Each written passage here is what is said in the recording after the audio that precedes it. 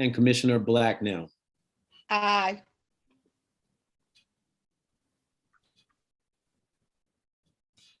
With 7 ayes, 2 abstention, and no opposition, the vote carries, and we can congratulate Commissioner Salsa Guzman as our new Sauceda Guzman. Guzman as our new chair. Congratulations. Thank you, commissioners. We'll now move to the position of vice chair. And with that, we'll open the floor for any open nominations for the position of vice chair. This is a 1-year position as well. I nominate Commissioner McCollum. The nomination for Commissioner McCollum. I'll nominate Commissioner Rhodes. Nomination for Commissioner Rhodes.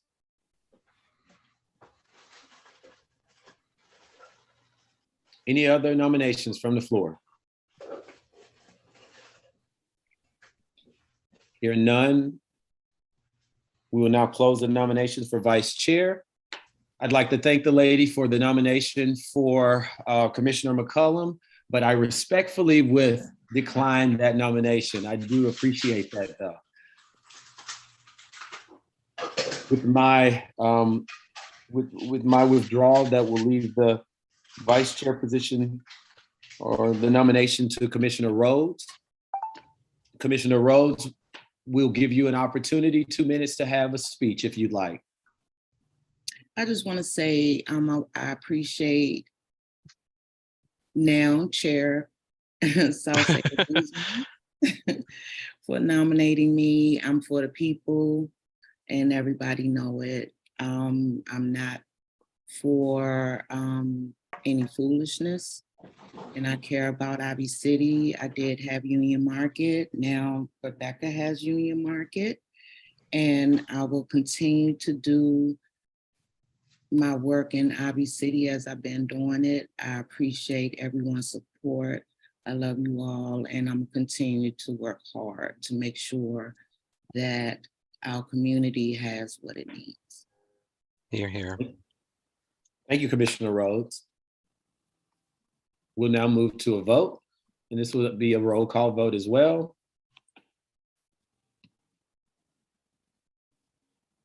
Commissioner Ryan? Aye. Commissioner Rhodes? Abstain.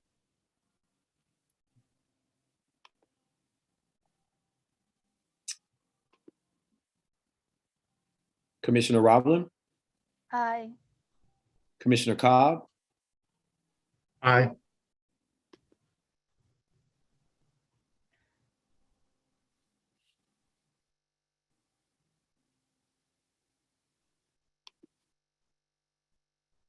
Commissioner Salceda Guzman? Aye. Commissioner Henderson? Abstain. Commissioner McCollum? Aye. Commissioner May? Aye. Commissioner Blacknell? Aye. With 7 ayes, 2 abstentions, and no one opposing, congratulations, Commissioner Vice Chair Rhodes. Thank you. We'll now open the floor for nominations for the position of treasurer. This is also a 1-year position as well. We now open the floor for any nominations. I nominate Commissioner I'd like Cobb. to know.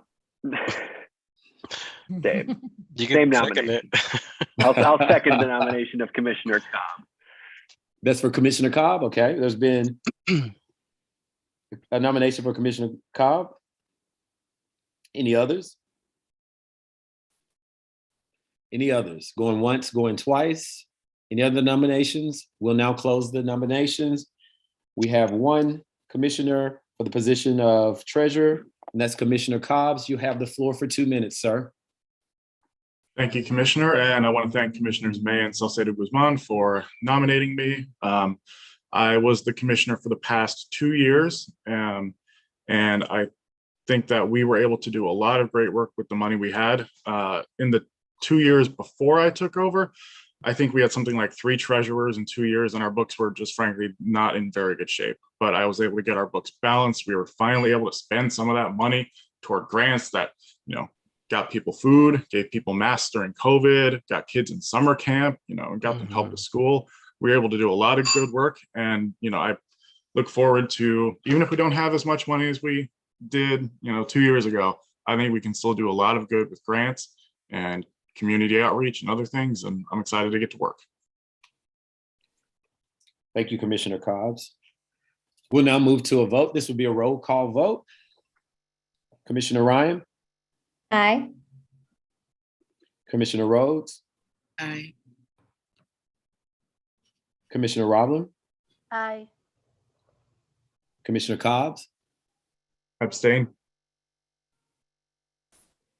Chair Sauceda Guzman, Aye.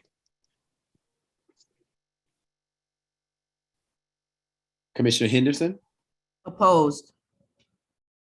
Commissioner McCollum, aye. Commissioner May, Aye. Commissioner Blacknell, Aye.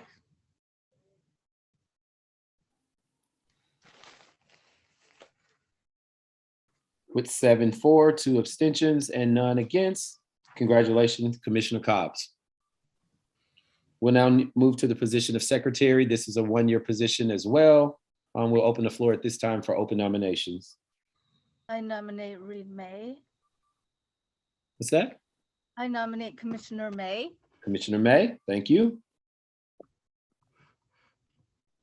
Any other nominations from the floor? Going once, going twice. We'll close the nomination at this time with Commissioner May. We'll begin with a roll call vote, starting with Commissioner Ryan. Aye. Vice Chair Rhodes, Aye. Commissioner Roblin, Aye. Commissioner Cobbs, Aye. excuse me, Treasurer Cobbs, Still aye. Chair Sauceda Guzman, Aye. Commissioner Rhodes, I'm sorry, Commissioner Henderson, Opposed. Commissioner McCollum, aye. Commissioner May, Abstain. Commissioner Blacknell, Aye.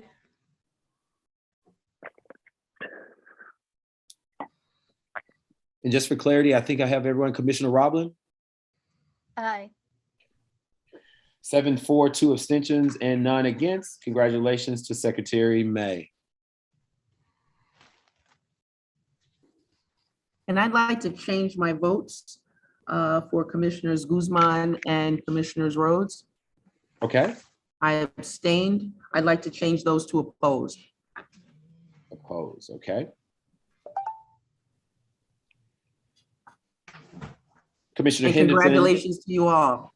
Commissioner Henderson changed her vote from abstention to oppose for the chairperson's race election, and also for the vice chair election. The new counts for that is 7-4,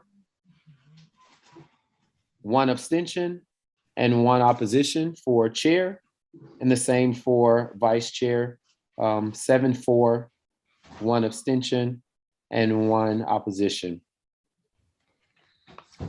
As a point of clarity, I would like to give Secretary May just a moment to have some words since the public is here. In my own fault, I failed to give you a few moments to address the public and also the commission. So if you would, you have 2 minutes, sir. Thank you, Commissioner McCollum, and that's okay. I think in the interest of expediency, less is more. I appreciate the nomination, Commissioner Roblin. I think secretary role is important to keeping things organized and on track. I'll try to do my best with that. I'm also eager to see if we can enhance 5B's website, which I think will also help to make sure our community members have good access to meeting information, as well as Here, here. things like minutes and treasurer reports. So that's something I hope to work on in this role. Thank you, Ladies and gentlemen, I've enjoyed facilitating this. I proudly and hand this back over to our chairperson at this time. Congratulations, everyone. Thank you. Thank you, Commissioner McCollum. And proceeding with the agenda, we do have on the agenda the selection of committee chairs.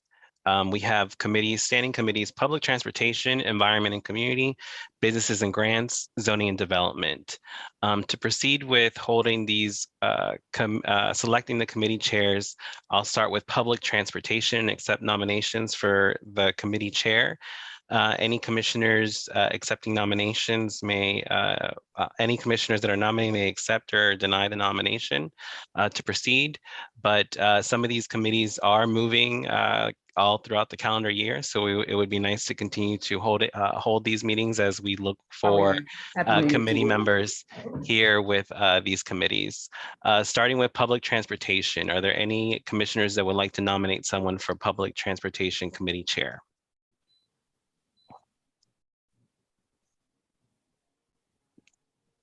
I would go ahead and nominate Commissioner Cobb for Committee Chair of Public Transportation. He's been the committee chair in the past for this committee and has been doing a great job in leading residents within this committee.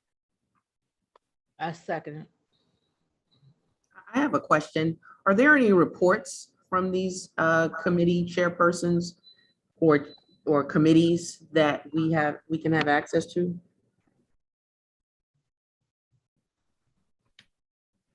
I know some of these committees actually have a live video feed online. So for example, zoning is very great in ensuring that this information is publicly available during their committee meetings. Commissioner Cobb has also shared in the past meeting notes from his transportation committees, and these other two committees are standing new committees. So they won't have much available information besides what's been available online in the past. Well, if there's no provision for the recommendations or the work of these committees to be public, then we really don't need these committees. Because Well, we need to be able to, the public needs to be able to fully understand how this commission is operating, what they're doing, and there needs to be a level of transparency that extends beyond an intermittent meeting on Facebook. Well, we don't use Facebook for any Whatever sharing the any of this forum, information. Whatever the forum. It's, There needs to be minutes and recommendations to the committee. What is the purpose of these committees? What are you doing? And how is it benefiting the residents in ANC 5D? I think that could be an amendment that you could request to be added to the bylaws, so we can ensure that that is proceeded as you're requesting, which could be new business for an upcoming public meeting. Proceeding with the selection of committee chair as nominated, Commissioner Cobb, do you accept the nomination? I accept. Okay, proceeding with the nomination of Commissioner Cobb for Committee Chair of Public Transportation, I move that we accept Commissioner Cobb as the Committee Chair for Public Transportation. Can I get a second on that motion? Second. Okay, second by Commissioner Black now. Can all those in favor of selecting Commissioner Cobb as Committee Chair of Public Transportation, please say aye. Aye. Aye. Aye. Those opposed? Opposed? Any abstentions? I'll abstain. Okay, the ayes have it. Commissioner Cobb will be the committee chair for public transportation. As a committee chair, it would be due to your due diligence to ensure that you have a resident also co-chair the public transportation committee, and will allow that to be presented at a future date for a public ANC meeting. Moving forward with the next committee as presented on the agenda, Environment and Community. This committee will be in charge of tackling some of the issues in terms of environmental situations and matters occurring in 5D, as well as community affairs, something as in youth engagement, senior citizen engagement, and so on. Any nominations for committee chair of Environment and Community? I nominate Commissioner Rhodes. Okay, any additional nominations? I nominate Commissioner Roblin. Okay. Any additional nominations? Okay. Commissioner Rhodes, do you accept the nomination for Committee Chair of Environment and Community? I do. Okay. Commissioner Roblin, do you accept the nomination for Committee Chair of Environment and Community? What about a co-chair situation? Co-chairs will be reserved for a resident, but you are allowed to stand with the committee chair as well as an ANC commissioner under their guidance and leadership. I don't want the nomination unless it's a co-chair, but yeah, Okay, but it sounds like you'll still be involved, correct? yeah. I gotcha. Okay, so proceeding with the nomination of Commissioner Rhodes as the committee chair for Environment and Community, I move that we accept the nomination and select Commissioner Rhodes as the committee chair of Environment and Community. Can I get a second on that motion? Second. Second by Commissioner Roblin. Can I, those in favor of Commissioner Rhodes being chair of the Committee for Environment and Community, say aye. Aye. Aye. Aye. Okay, those opposed, say nay or opposed. And any abstentions? Abstain. Okay, we have one abstention and the ayes have it. Commissioner Rhodes, you'll be the committee chair for Environment and Community. Congratulations. Thank you. We have another standing committee. Our third one for the night is Businesses and Grants. Businesses, this committee will be overseeing some of the ABRA licenses, as in particularly some of the issues that we've been having with some of the new businesses coming into 5D and not having, for example, security detail to properly obtain liquor licenses in our ANC, as well as assisting and guiding new businesses and grants. Particularly with what's available and open to the public for us to use for our residents. Is there any nominations for committee chair of businesses and grants? I nominate Commissioner Kathy Henderson. I second that nomination. Are there any additional nominations for committee chair of businesses and grants? I emphatically decline the nomination. Okay, she declined the nomination. Commissioner Henderson declined the nomination. No, not just declining. I want the record to reflect that I emphatically decline the nomination.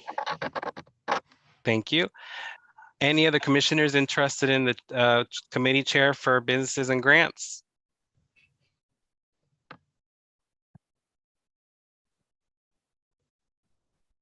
Going once. Maybe I'll offer a nomination to Commissioner Ryan, who now represents Union Market, which is a big business district in our ANC.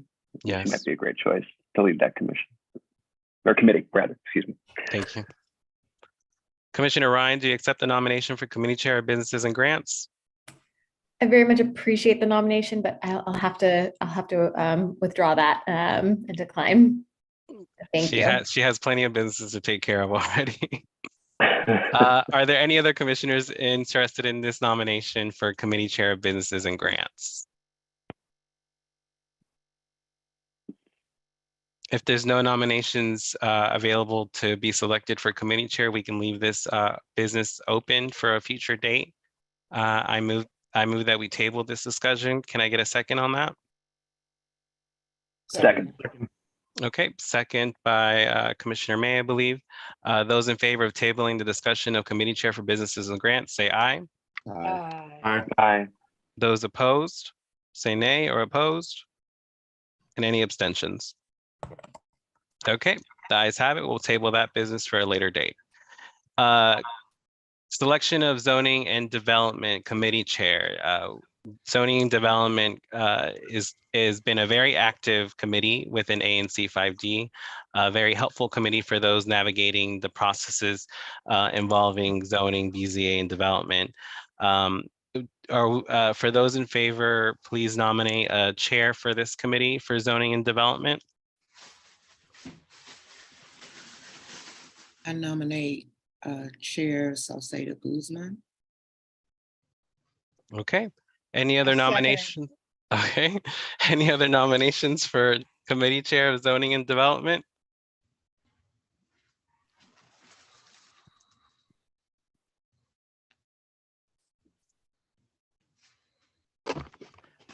Okay, I'll accept the nomination of committee chair for zoning and development.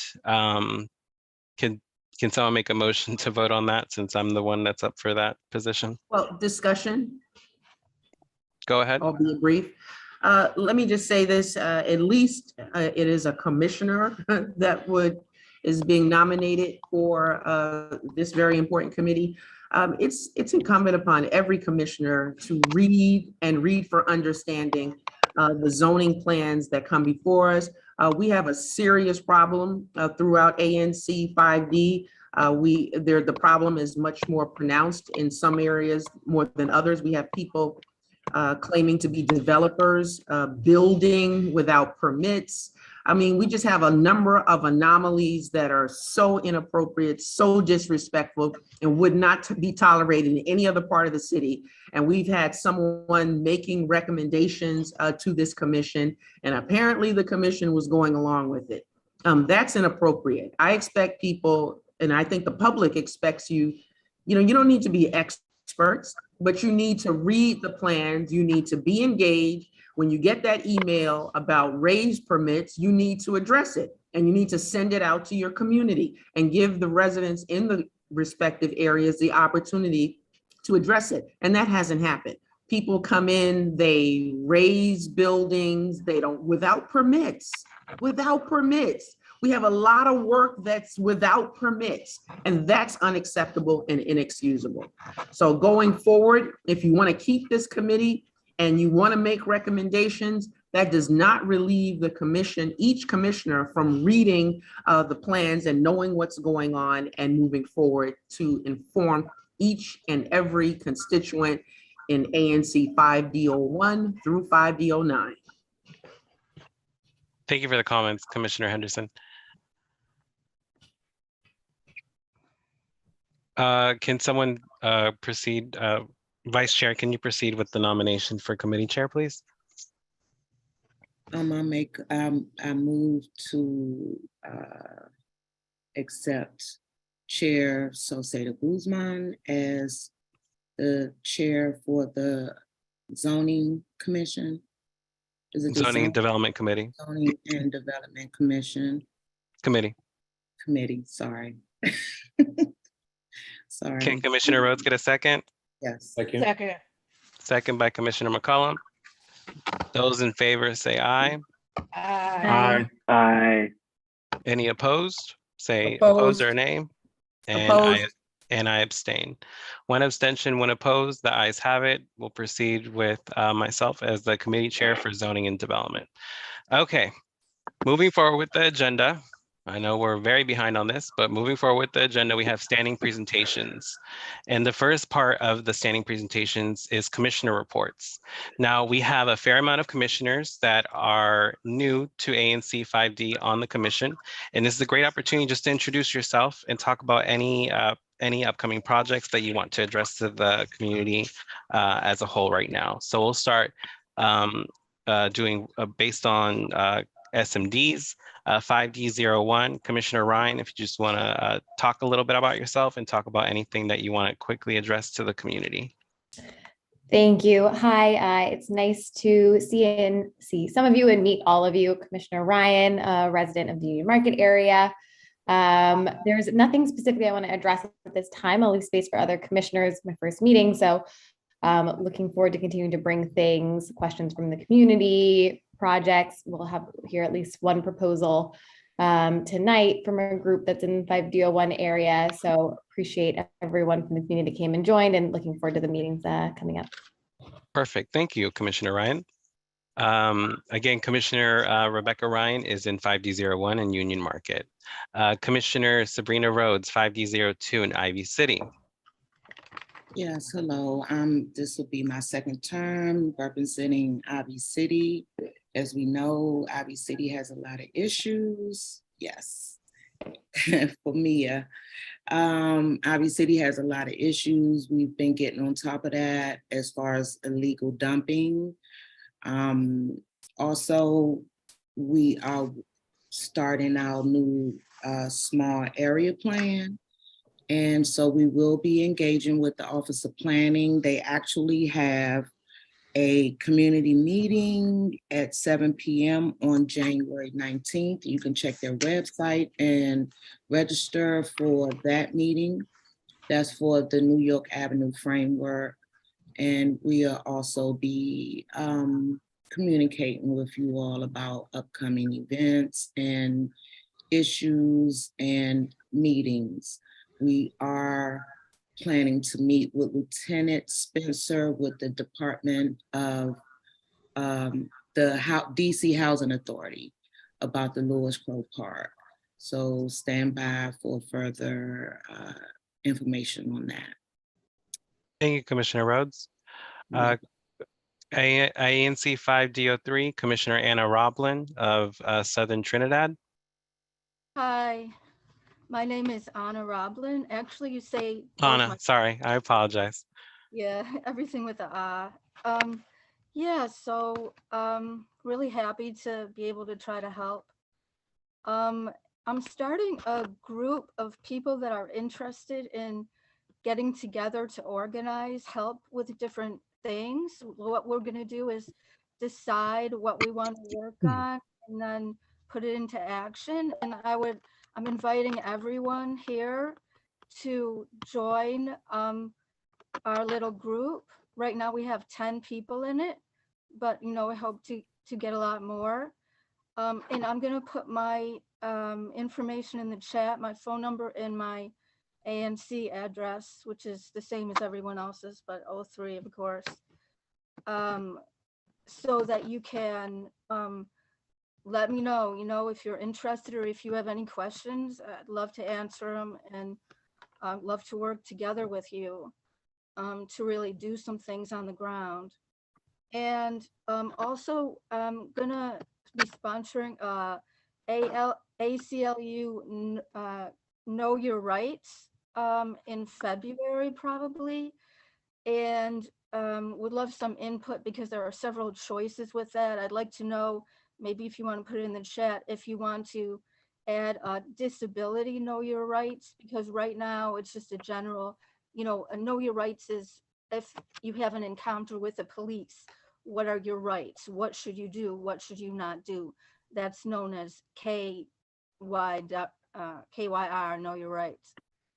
So that's a general encounters with the police. Then there's also a choice to have a stop and frisk Know Your Rights and a disability Know Your Rights. But we can, if there's enough interest, we can do all of them.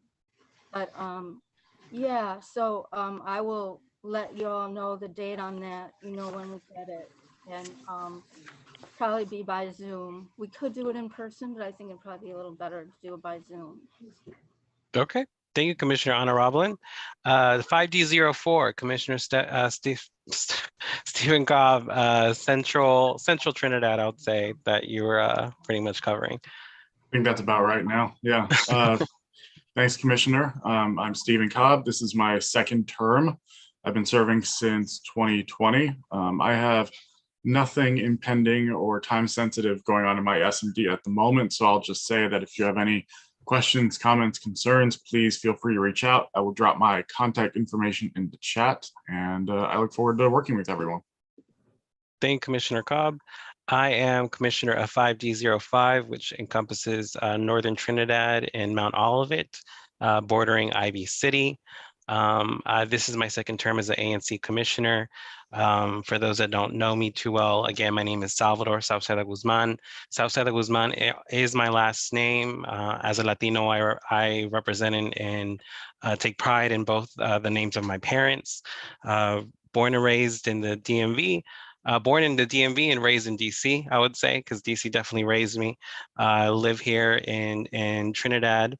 Was able to find a place here after hitting rock bottom and squatting in some rat-infested office in Northwest. And luckily, due to the aid of a great property manager, I was able to find a home in Trinidad, and I'll continue to call that home and pay that respect and blessing forward as a commissioner. As an ANC commissioner, you can reach me by email or phone. The quickest way is phone to reach me personally. For those that are unaware, all the ANC commissioners in this commission did receive new email accounts and no longer have access to our old email or emails. So any correspondence that you might have been continuing with us, please readdress it to our new email address so we can pick it up from there. I am a huge advocate for community. I am a huge advocate for what some people call rejects. I take everybody in that needs a second chance and deserves other chances. So I really advocate for youth engagement, youth empowerment, particularly the environmental concerns with littering and illegal dumping in ANC 5D. I'm pretty passionate about that in particular, just because I know that being South Ward 5, we share a lot of the same situations east of the river where we encompass a lot of illegal dumping, litter issues, drug overdoses, and gun violence. My SMD single member district is entrenched in a lot of these issues, and I'll continue to work very hard to address them and fight them. Sometimes it feels like we have our hands tied behind our back and we're stuck in some random basement in Michigan. But being an ANC commissioner does allow us the opportunity to advocate as best as we can for our neighbors and residents.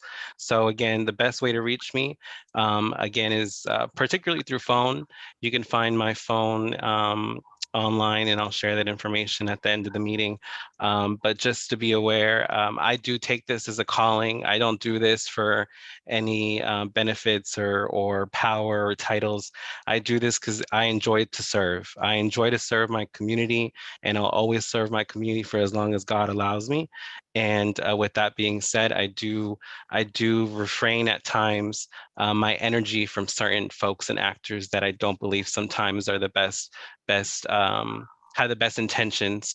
And that's just me to protect my mental health so I don't burn out, because I can't burn out. I have to continue fighting for us. So that's a little bit about myself. I look forward to working with everyone on the commission and continue to best represent ANC 5D. And just a quick plug, we have a service event actually for MLK weekend. It will be Sunday, September 15th at Celine's Boxing Gym. If you're not familiar with Celine's Boxing Gym, it's located at 1216 Mount Olivet. It's a random hole in the wall, but it is a boxing gym that has been acting as a community center for many of our at-risk youth for over the last decade. And we'll be cleaning up the back space, removing junk piled up, and hopefully bring in some better community resources through Mr. Salim's help. So if you're interested in doing something in terms of service for this MLK weekend, feel free to reach out and we can get your hands a little dirty so we can help out the community. Looking forward to working with everybody. SMD 5D06, Commissioner Kathy Henderson. Happy New Year, everyone, and thank you for tuning in this evening. This year is a wonderful year. I'm already off to a good start. I didn't wait till I was sworn in because I've been a commissioner for so long. I know how to get things done. I have a record of accomplishment, and I started even before the swearing in. Let me remind you initially, I'm having a meeting. I'm hosting a single member district meeting this Saturday at the Denny's, our neighborhood diner, from 10 to 11:30 a.m. It's coffee with Commander Altieri. He is our new commander. We need to hear from him. And I urge everyone in our listening audience to come participate. There's an unprecedented level of public safety breaches that are punctuating the community around us. And I want to make sure that I'm inviting people to work together. Some people just don't care until it hits home and they are negatively affected. And I implore everyone in the listening audience, don't wait until someone breaks into your house. Don't wait till someone breaks your car or slashes your tires or shoots at you or does something to you on the metro. Get involved, support our police. And when you support the police, it doesn't mean that you support wrongdoing. We can hold our officers accountable. We have some of the most professional officers in the country, and we are continuing to work to make sure that we can move forward. We have an excellent relationship with our officers in my community. Even though it's now 5D06, my house hasn't changed, my constituents' house hasn't changed. I have an office in the 5th district, which is where I am now, and one of my constituents just walked in. We want to continue to move forward. I'm addressing first, low-hanging fruit is the quality of life issues. I've had some of your alleys clean. I want to make sure my alleys are clean. We have to make sure that people are respecting the community, and we need to start with the people who live here. So I urge you to go back and tell your residents to put their trash out properly, containerize it properly, because I'm asking for enforcement. There's no reason for our community to have any trash anywhere at any time. One last vexing issue that I have is she's not even a constituent. She's a Virginia resident who's living in a car with $10,000 worth of tickets on that vehicle, 2 flat tires. She's urinating and defecating in the car. That is unacceptable. That is a public health risk that will not be tolerated. So my constituents, I have a record of responsiveness, and I'm proud of that record, and I'm really proud of all the people that continue to support me. I may be reached at khenderson029@AOL for the fastest response. Yes, my government email is available to me when I need it, but we are not mandated to use that account, and we don't always have access to that account. So anyone who believes that you must use the government account is mistaken. It is a tool for us to serve, and certainly mine is available to me. But again, the fastest way to reach me is khenderson029@AOL. My cell phone number is 202-556-5823. And not only are my constituents welcome to call, I've even heard from some of your constituents, and they're welcome to call me as well. I appreciate the opportunity to give people information. I look forward to the day that we can return to public meetings. The public has the right to see their commissioner, to participate in these public meetings. And it is nice when we serve the public as we should and not hide behind computers when we don't have to. Now, keeping the Zoom option available is something I think is appropriate, and it'll allow even more people to participate. I will be announcing office hours. I have decorations. I have a space at 5D. You're welcome to come down. You can get information about anything in government. I know the DC government like I know the back of my hand, and how every agency works. And I have a record of making sure that my constituents are informed and empowered about how the government works on their behalf. And certainly I welcome your calls and your input. So feel free to reach out to me. I want to thank one of my longtime supporters on this chat this evening, Ms. Desiree Williams. She's always been an excellent neighbor. I appreciate her, and I appreciate all of the people that make 5D home, that work hard to support us. And by support us, by doing your part as a citizen. And the minimum in doing your part as a citizen is making sure that trash is not in front of your home up to 18 inches beyond the curb, making sure that your trash is always containerized, looking in the alleys. And I want everyone to participate in the security camera rebate program if you have not done so. I continue to maintain that is one of the best city programs that we've ever had. It's a resource that is worth using. And if you haven't already done so, let's talk about it, because we need to be able to support public safety for everyone. Public safety is not just for Unicorn Lane or far off regions of Ward 3.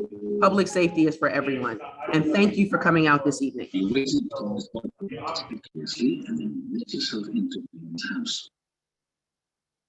Okay, perfect. Okay, perfect. Commissioner Juan McCollum of ANC 5D07. Thank you, Chairman. Good evening, everyone. I'd like to first say that I am new in this position. This is a first term for me. I'm 5D07. I was listening to all the commissioners and trying to figure out how to properly introduce myself. And so I came up with just a couple of words that I want to make sure that the public is familiar or can use when they think of me. And some of those words are responsive, respectful, reasonable, relatable, and ready. I took on this role because I have been active in my community. I have already been doing some of the work here. And now I'm just really, really excited that my neighbors have had the confidence in me to put me in this position. I am not interested in ego. I'm interested in work. I have a motto that I use at work, which is it's not about the role, it's about the goal. And so I'm here to be a resource for everyone. I'm also here to get down in the trenches and do work, hands on ground and feet in the trenches. I will say that I was impacted by when Commissioner Henderson was talking about the zoning and development that we have that's outrageous here in our ward, and particularly in our district. My home was actually impacted by a large construction development that was built across the street, and the top floor flew off and landed on my home and landed on our car, totaled our car, and actually took the front porch off of our house. So we have a firsthand account of what these big businesses are doing when they bring in these large pop-ups that are in places where single family homes have once been. Also, I'd like to say that I have already started getting out and starting to work.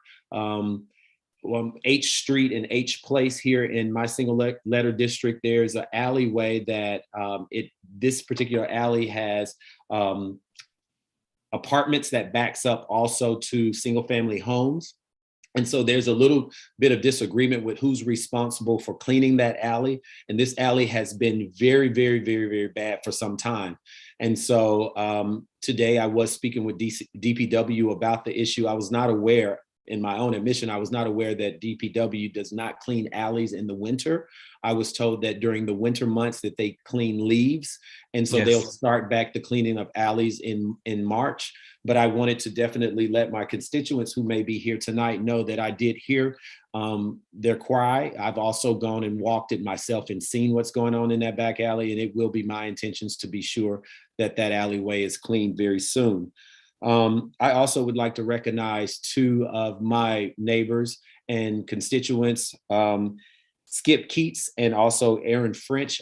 Those gentlemen have been very good neighbors to me as well. And they have actually offered their support and are willing and able to help us in any way possible. And I appreciate them being on tonight. I will be given all of my contact information, my phone number and email. I'll be providing that to everyone. But what I really wanted everyone to take away from me being here tonight is that I'm ready to lead. My name is Juan McCollum, and I'm one of us for all of us. So I just want people to know that I'm here and available and able. Thank you, Commissioner. Just if I may, just to jump in for a quick second, Commissioner McCollum, I want you to know I've already put in a request to have your alleys cleaned.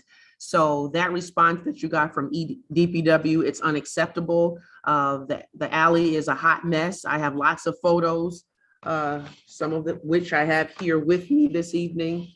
I continue to have an interest in that community, and I want to make sure that we work together to keep it clean. And that level of trash is unacceptable. So, proceeding with the commissioners to speak on the commissioners' reports, we have 5D08, Reed May. Thank you. Good evening, everyone. I just want to start by saying that I appreciate that we've got about 40 community members who've stuck with us for as we go into the third hour of this public meeting. It's great to have you here. I appreciate your time. We all appreciate your time. We know it's a lot, and we will definitely aim to continue to be efficient with these meetings to make sure that we're respectful of the time you spend with us. Like several of my colleagues, I'm new to the commission. This is my first public meeting. I was elected in November. I am excited to be here and excited to work on your behalf in the coming 2 years. This has there's a lot. I think it's safe to say there's a lot to learn. I think that some of the other new commissioners have shared some of the same sentiments about the the information we're taking in and our work to get a grasp of not only community issues but the different levers we can pull. So I'm excited to do that on your behalf. I did want to briefly mention something I spoke with a lot of people about when I went door to door in November was street safety, traffic related challenges. And some of you who follow these things closely may have recently heard about some transitions in the Department of Transportation's traffic safety investigation program. They just moved to a new 2.0 version of their program, through which they're going to prioritize 200 traffic safety investigations during every fiscal quarter. I'm working to learn more about exactly how the system will work, how prioritization is going to take place. I'm sure I see Commissioner Cobb nodding. I'm sure that's going to be something that we see that committee digging into. But I did also want to note that I was excited to see that there are a number of projects that made it into the initial prioritization for 5D, including some of the projects that I had the chance to talk with constituents about during my canvassing and that were the results of some TSI requests that I put in the wake of the campaign. So excited to see that. I'm not sure if that means they'll all be implemented immediately, but it's good to see those investigations happening. And so we'll stay on that, and you can definitely expect further reports there. Again, I don't want to be too repetitive, but looking forward to more engagement, alley walks, and other connections with all of you. And I'm going to drop my contact information in the chat. Please do reach out with any questions or anything I can help you with, or if you'd just like to connect. Perfect. Thank you, Commissioner May. Proceeding, Commissioner 5D09, our oldest standing commissioner with consecutive terms here on the commission, Commissioner Bernice Blacknell. Yes, good evening, everyone. My name is Bernice Blacknell. I was the agency commissioner for 5D04. Then the single member district for me now is 5D09. And right now I am working with Stanford Spingarn, the Spingarn Legend, and Keeman Park Civic Association. We're trying to get Spingarn taken care of as far as the vandalism and everything. Also, I have a developer in my area on M Street where I'm working with them. I also will be maybe in the spring or in the summer. I know a lot of my constituents and other constituents have been asking about the Arboretum. I'll be working on that. Also on M Street and Maryland Avenue, I did a walkthrough 2 weeks ago with the mochas from the mayor's office. Again, they are trying to get rid of that, I call it mini trailer that's been out there and everything. Pictures were taken and everything. And also I'll be working with our new council member, Zachary Parker, and the issues in reference to the crime and everything that's going on in Langston. Thank you so much, Commissioner Blacknell. I believe due to the delay in our agenda timing, we might not have someone from the MPD, the 5th District of MPD here. I believe I saw in the chat earlier that they decided to leave, if I'm not mistaken. Feel free to raise your hand if someone from the mayor's office or the Ward 5 council member's office is available for tonight's meeting. I know we were expecting Christopher Ingram from the mayor's office. And some of you might be aware, the Ward 5 council member's office, Zachary Parker's office, actually is facilitating a town hall at this exact same time. And Mr. Oliver Stout was to present on behalf of the Ward 5 mayor's office. And they let me know that they might not be able to join if we're delayed due to the facilitation of that town hall of the murder of the 13-year-old boy in the district that happened recently. So we'll give them a pass just because of the need to be present at that town hall. And I believe no one else from MPD or the mayor's office is on the Zoom. Commissioner May, do you see anyone else that has their hand up maybe? Oh, let me just say this. I don't. I'm at Okay. the 5th District. I understand that Lieutenant Devlin left. He is still here. I just called him to ask him to come downstairs. So as soon as he gets here, if the commission wants to hear from him, he's going to give us our public safety report. Did he give you a time? Because we have to move forward. Well, he's upstairs and I'm downstairs. So as soon as he gets down here, if you don't want to wait, that's your call.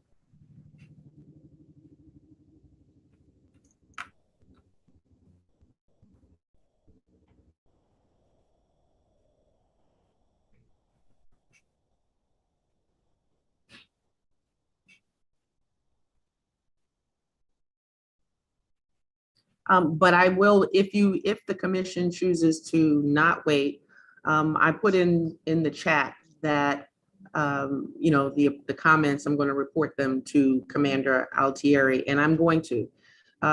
That's not the role of our public servants to make comments about public meeting. If you can't stay, then you make sure that, you know, someone that reports to you can provide the report. But it's, you know, it's not appropriate for anyone to make that type of a comment, and I'm going to address it.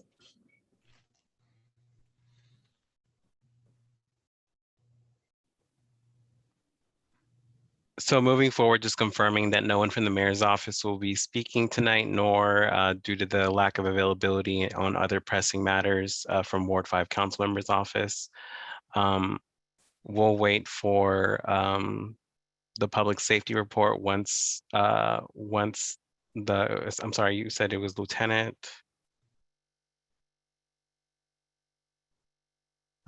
It's Lieutenant Devlin. He's supposed to come down, but if he doesn't, you know, he doesn't appear, I guess, very shortly, then move on. But in any event, we'll wait till 9:05 and proceed with the remainder of the agenda. For those that are presenting on voting actions, this is JBG and Gallaudet University, 2229 M Street LLC. Please be prepared to present. You do have 5 to 15 minutes to present on items that the commission will be voting on.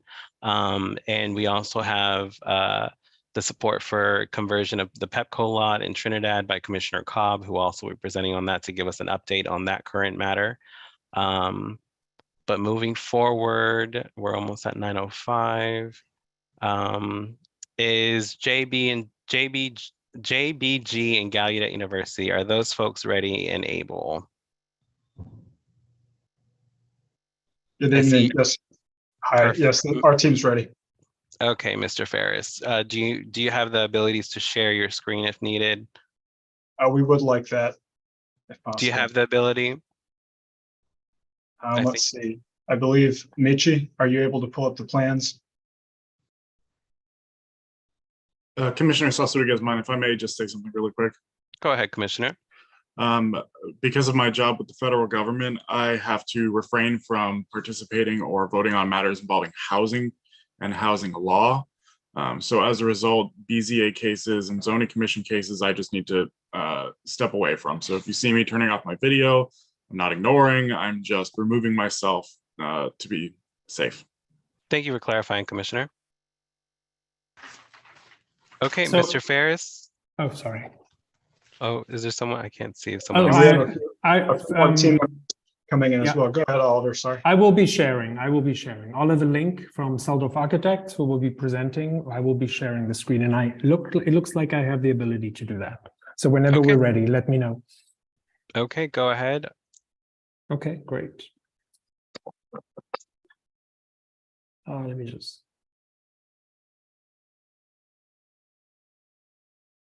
Okay.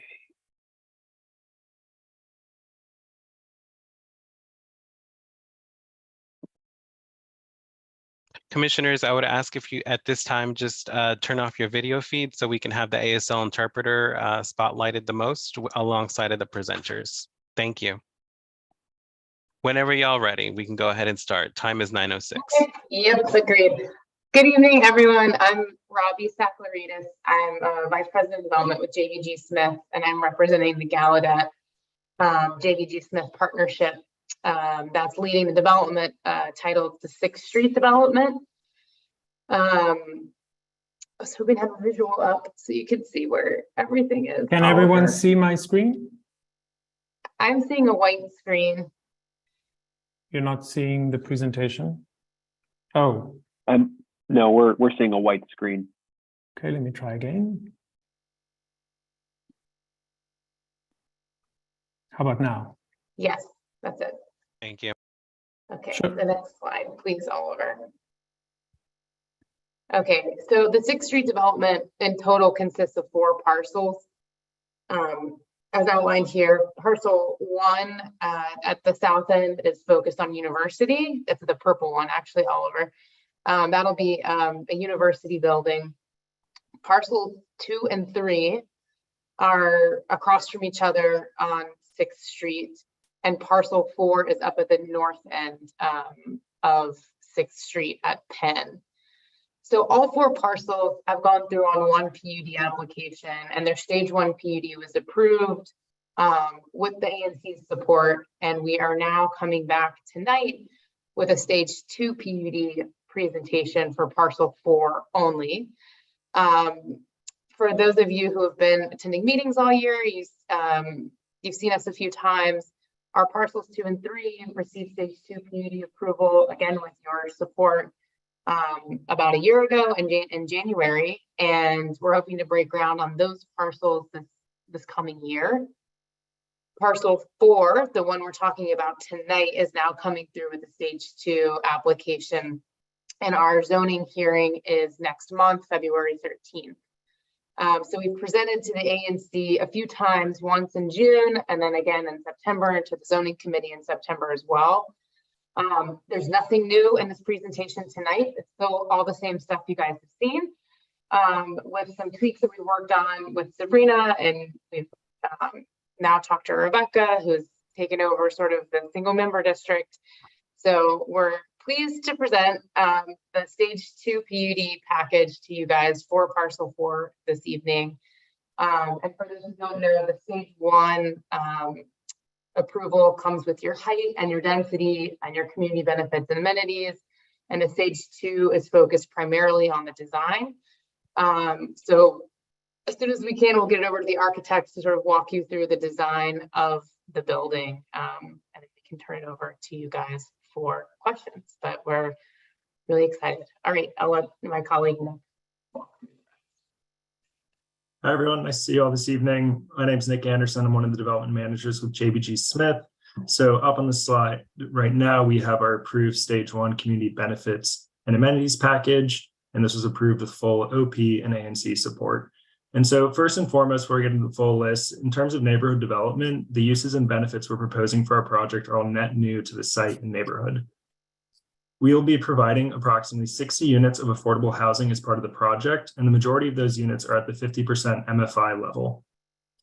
We have executed a first source agreement with DOES, which will prioritize hiring local DC residents as part of the construction process. We have 10,000 square feet of retail dedicated to makerspace at a discount to market rent. Additionally, we have 5,000 square feet of retail dedicated to deaf or hard of hearing entrepreneurs. Now, one of the really big goals of the project in the entire 6th Street development is to really create a safer pedestrian experience on 6th Street, and we'll achieve this by narrowing the right-of-way to slow traffic, installing a protected bike lane, and installing a tabletop crossing at Neal. Additionally, we will provide 65,000 square feet of open space, which will greatly improve the 6th Street experience. And now along 5th Street, parcel 4 will provide a 5,000 square foot entry plaza, which will be publicly accessible. Our design team will go into more details on that later this evening. And then in conjunction with DDOT, we're going to help with traffic mitigation by installing new signaling and new traffic cameras. And our open space and streetscape improvements recently obtained second stage approvals and construction set to start later. And then lastly, as it relates to sustainability, our project will achieve LEED Gold certification. Next slide. So again, tonight we're just focusing on parcel 4 up on Penn in between 5th and 6th. And here are just a few images of the site today, where you can see it as Gallaudet's Corporation Yard, which is currently used for construction, material staging, and parking for the parcel next door. We're very excited to go into the design portion, and I'll hand this off to Oliver. Thank you. Thank you, Nick. Hi, everyone. Thanks so much for letting us present our project to you. I'm Oliver Link from Seldorf Architects. We're the architects for the design architects for the project. I also just want to mention my colleague Michi is also on the phone, on the call, and may chime in during the Q&A. So let me start off here. Here, can everyone see the site plan? Great. So I think as mentioned already, we're parcel 4 and we're at the north end, the top end of the Union Market development here. We're actually along Penn Street at the top of the hill. It's quite a large property and we have quite a large vertical level change from the north to the south of the lot, some 11 or 12 feet. And I'll talk a little bit more about how we use that in the section sort of to develop the design. We sort of have towards the west, we have 5th Street and to the east, 6th Street, and beyond that, the Gallaudet University campus and Brentwood Hamilton Park. To start out, when we conceptualized the project, we looked at how to orientate the main massings of the building. And you can see here on the diagram that we orientated these in an east-west direction to maximize southern exposures and optimize also energy performance for the buildings. This created a space, as you can see, between the two massings. And we developed this and took advantage of this to really create the entrance and connections from 5th Street to 6th Street. And so from 5th Street, where we have the historical spine that exists today, the sort of wholesale markets, we've created an entry plaza, which is an open plaza, landscaped open plaza off 5th Street, which allows for retail to wrap the corners into our court and then also provide entry to the building through the building lobby for tenants.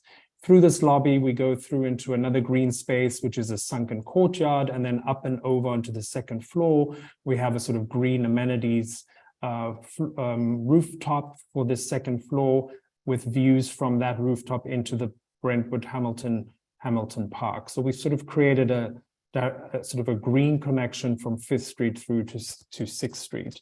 And then in the final diagram here on the right, you can see how we've completed the massing here highlighted in gray.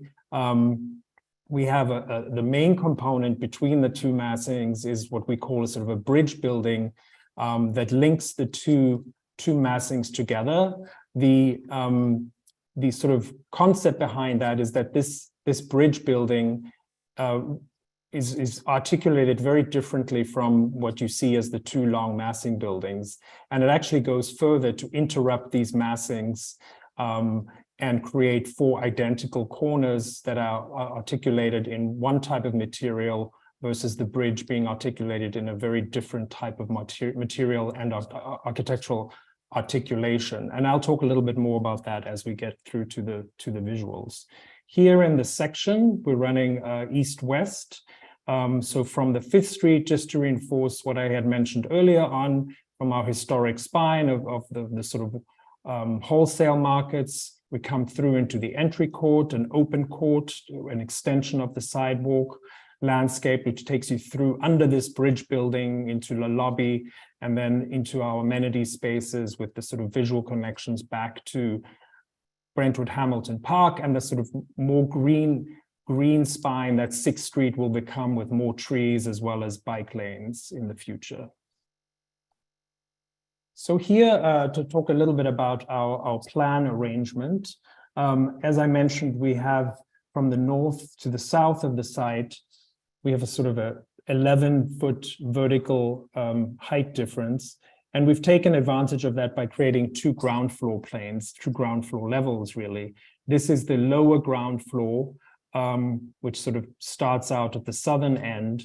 In the sort of pink color, you can see we have retail here on 5th Street wrapping around into this entry court plaza, landscaped up towards the higher part of the site to the north, where we have more retail, which then ultimately wraps around to Penn Street. In addition, there will be retail all along 6th Street. There will also be a secondary tenant entrance from 6th Street here for bike for bike access as well as convenience entrances. The loading dock is also off 6th Street. And then our parking entrance is back over here on 5th Street. And here in the middle, you can see the green spaces that I mentioned, the entry court, the lobby, and then the sunken garden. Over up on the next floor, you can see here we have more retail on the higher elevation that corresponds to the Penn Street sidewalk. And that retail stretches all along from 5th Street to 6th Street. And actually in the middle part, the retail is sort of pulled back, expressing the building there, articulating the building in the sort of different materialities, as I mentioned earlier, but also extending the sidewalk and providing more outdoor space to the retailers and also the user who's walking along the sidewalk and using the retail. So here we have a rendering looking east. We're standing on 5th Street, essentially where we today have the sort of end part of the historic wholesale markets. And we're looking sort of directly into the entry plaza court that I've mentioned a few times. And I think here it's worth talking about this sort of materiality and concept, which really helped us break down what is a very large building. You can see on the corners, and this applies to all 4 corners of the site, we're articulating 4 buildings that use brick as a facade material, and have punched windows, while the bridges and the connecting elements that I showed in gray earlier that stretch in the back here as well as to the south, and you'll see on the north as well, are a metal and glass facade of balconies, providing outdoor space for all the tenants, as well as full height glass, full height glazing and doors out onto these balconies with shading and screens dividing the balconies. The brick buildings are specifically articulated different from the glass and steel buildings. We're using a sort of tan colored brick, which we can talk about more when I have other slides to show that. We are including a precast frame around the facade just to define the edges, and also introducing a heavier precast cornice that sits on top of the brick building. That same material is repeated at the windowsills, and the windowsills are articulated with metal surrounds. We'll have a zoom in of that in a moment as well. We've included this slide to just show you a bit of our work. These are some of our projects, mainly in New York. On the left-hand side, a precast building that uses very large punched windows. The windows we're proposing in our brick buildings are 7 feet tall and 4 feet wide approximately. So they're very large, unusually large windows, and will really give the user great views, as well as bring in light and sort of create a more sort of open residential feel to those buildings. The next image here I'm showing is a sort of metal and glass building we've done here in New York, and that's sort of our inspiration of those bridge buildings that I've mentioned. Other buildings using masonry and punched openings. And then on the far right, just checking time, sorry.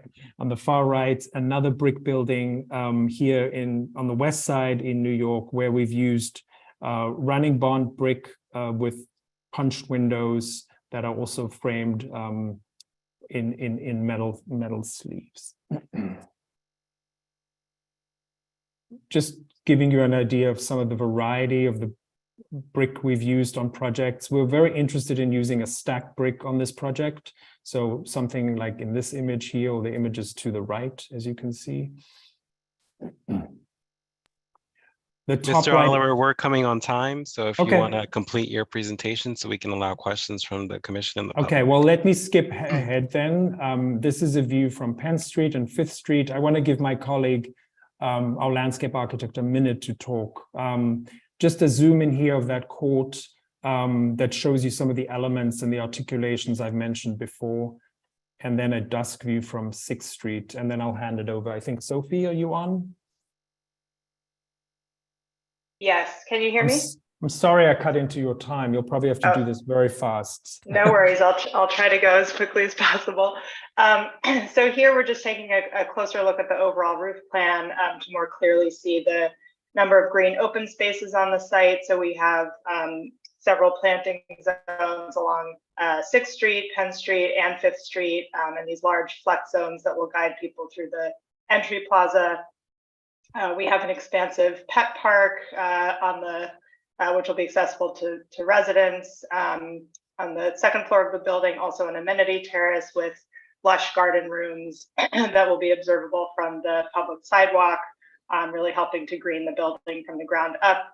And then an additional amenity terrace and pool deck at the penthouse level with canopy, specimen trees, and structures draped in vines.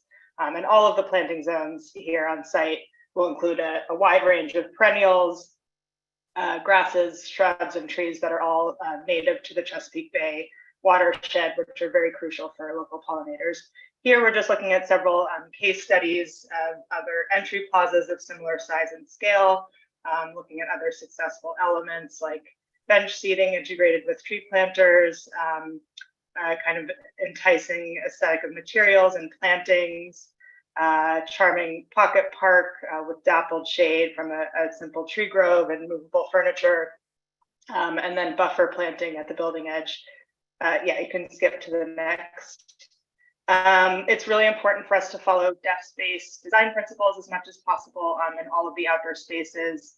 So selecting plants for full transparency at eye level, clear landmarks like sculptural features, walking surfaces without trip hazards, textured paving to indicate transitions between pedestrian and vehicular zones, built-in seating for large and small groups, materials that can pick up on vibrations, and an outdoor lighting scheme.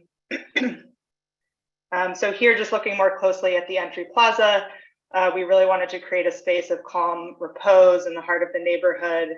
And because of the significant grade change across the block that Oliver talked about, we wanted to look for creative methods to address these topographical shifts while still keeping the site really accessible. So we have also 2 retail terraces kind of bookending the plaza for neighboring food and beverage services, buffered by planting, but also easily accessed from the street.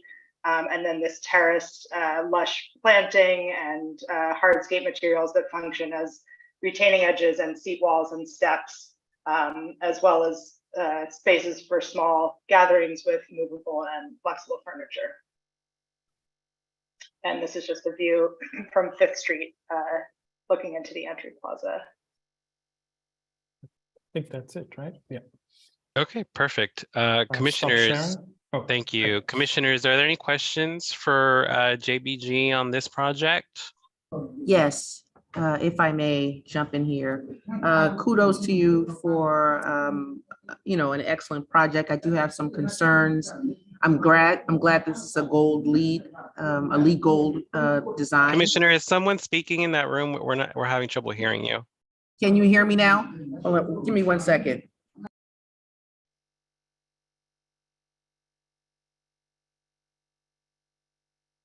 Thank you. So the gold LEED, the LEED gold certification is impressive. I think using the darker brick resonates and integrates more effectively with that historic area. I saw one of my constituents had a concern about parking. If you could talk about that. Someone else mentioned bird strikes. So we want to minimize bird strikes. I mean, it's really tragic when birds slam into, our glassy exteriors and we lose a variety of our bird friends. 3, I noticed you're only offering 7 units or 7% at 50% of the AMI and 3% or 3 at the 80% of the AMI. I would ask you to do all of those units at 80% of the AMI. People with inclusionary zoning certificates that would qualify for these affordable units, there are a lot of people and there are just not enough units. We have some along Bladensburg Road and more coming, but more are needed. But we really, really, really need more affordable units at 80% of the AMI. Finally, I think the building, the massing is a little off. It's too much and I think I would ask that you rethink it to break up the massing. And I think it would, again, look better with the darker brick as opposed. I like the stacked brick, and that certainly resonates with the surrounding area. So if you could just talk about those issues, the parking. Last one, your plantings, I would ask that you include more lavender, which is no care. And it would certainly be a benefit not only to the residents and people enjoying the streetscape, but it would also be a benefit to our environment. I know that's a lot, but please just jump in there. Sure, yeah, I'll jump in. To start? Okay. Okay, yeah, I can start there. I was trying to take notes, so hopefully I hit everything.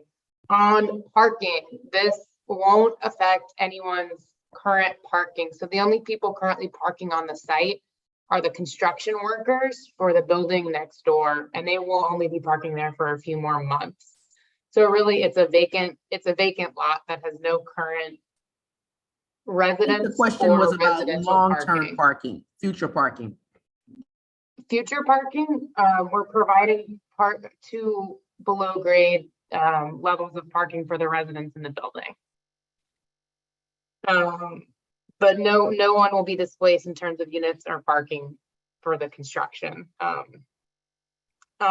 Bird safe glass, Oliver, I don't know.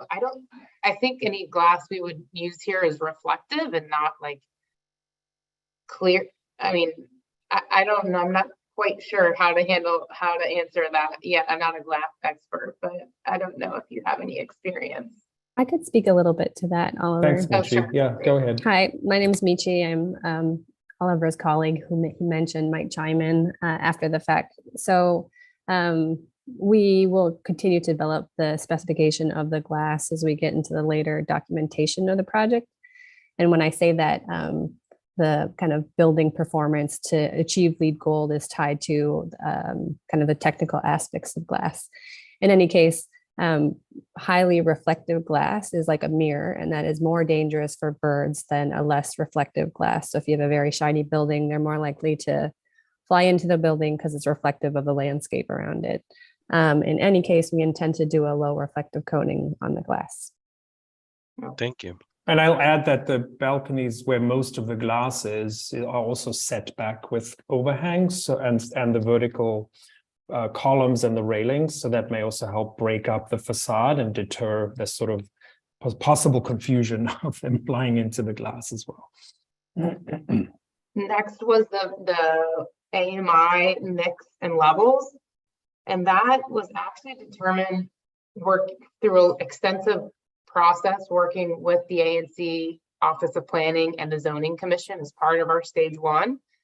And so that's already sort of gone through all of the stakeholder engagement and input to determine the ideal mix of AMI levels and percentages for the neighborhood. And that came out to the majority of them being at the lowest level actually of AMI in the IZ program, which is at 50% right now, with so 7% at the 50 level and then 3% of the affordable at the 80% level. So it's a mix of the lowest income level and the workforce housing that you mentioned to try to get like a truly mixed income project there. Lastly was the massing. We totally, our two challenges in coming up with the design for this were the scale that you mentioned, and then the grade change that Oliver mentioned, 18-foot hill that we're on. So we took a lot of time and effort to break down the massing and the scale of the building. I don't know, Oliver, Michi, if you guys want to add on any more to those thoughts. Yeah, absolutely. I mean, I think as I sort of walked through this massing diagrams, and maybe I sort of ran a bit out of time when we looked at the renderings, I think it's a very large site, and it was very important to us to break down the massing first by including outdoor spaces, but physically reducing it, but also breaking down the articulation on the facades to create variety and really anchor the corners, but let the building be open sort of visually through the middle, and have that sort of lighter bridge that lives in between. I think the choices of the brick color, we've spent some time looking at the brick color. We would like to use a brick that is sort of a clay color, and in fact not be just a very flat one tone, but actually have a blend in it, just inherent as the brick is made out of clay. And so there'll be some variety and texture that the brick will have just from one brick to another. So it's not going to just look like one beige building, by no means. So there will be variety as well. But just to say, overall, there is a lot of building, as you know, going on in the neighborhood, and a lot of large buildings, a lot of glass buildings with steel. And it was really important to us to create a building here at the top of the building that was somewhat humble in its materiality, and broken down into these corners buildings, which are, essentially 4 buildings. Yes, they're still large, but you're not looking at one massive building that's overwhelming with lots of glass and lots of steel. So bringing in a variety of materials was very important to us. And then also introducing very large windows, the largest we can get, and that are still operable where we need them to be operable, was very important to us as well. So we've really pushed those limits to keep the windows as large as possible. And one last note on the brick color, I will say there's a significant portion of that historic spine is what Office of Planning and Zoning Commission called the historic market terminal area, those low-rise buildings with the canopies. They utilize a lighter tan brick color, and sort of that's where we took our inspiration, was to be contextual with the historic market segments of the neighborhood. Thank you. Commissioners, are there any other questions? I'll take one from the public I see in the chat. If there's no questions from commissioners. Can you have them address the, Commissioner, can you have them address the affordable units? What was your question on that? I'd like to see all of the affordable units that you're offered at 80% of AMI.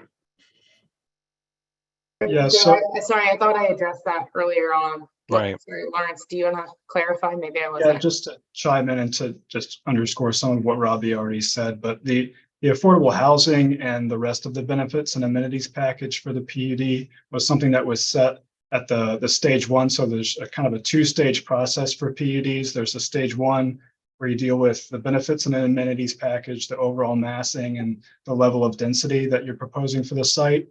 And then there's the stage 2, which is the application that we're processing right now, which addresses kind of more detailed level design and traffic circulation, things like that. So the affordable housing level and the rest of the benefits and amenities package was developed as part of the stage 1 that was processed a few years back. And that was approved by the Zoning Commission with ANC 5D's support. And it was sort of at that time. Thank you, but we can go back. That's not a.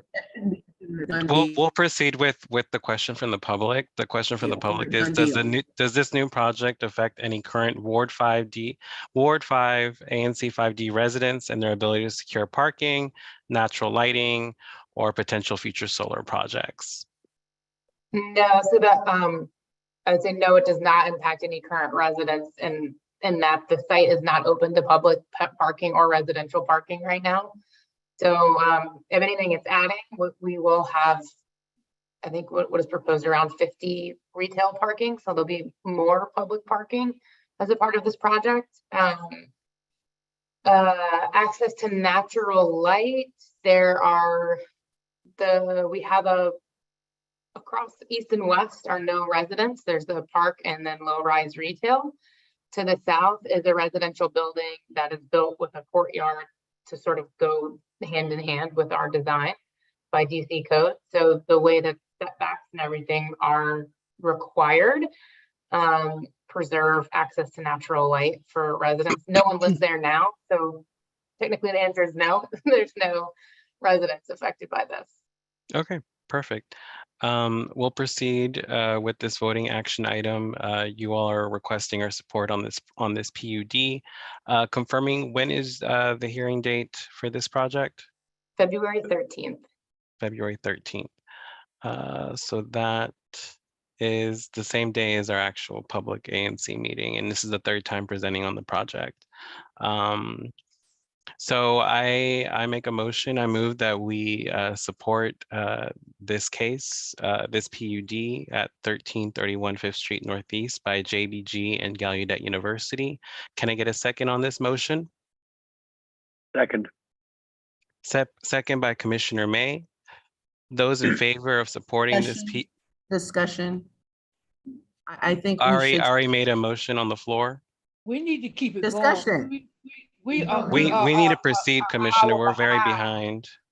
Again, we can support I think it's important to include the comments that we've heard tonight in supporting the project with those changes, and have the developer to come back and make it clear, to make it clear that they're including those changes, including the landscaping element. Commissioner, there wouldn't be a meeting since their hearing's the same date of our next meeting. Again, I would respectfully ask that we include the comments and not just blanketly support them. You don't have to support this. That's why we're putting this to a vote, Commissioner. Oh, so you don't want to talk about you don't want to include the language about, I want an assurance from the developer that they're going to include our concerns about the parking. That seems to be straightforward.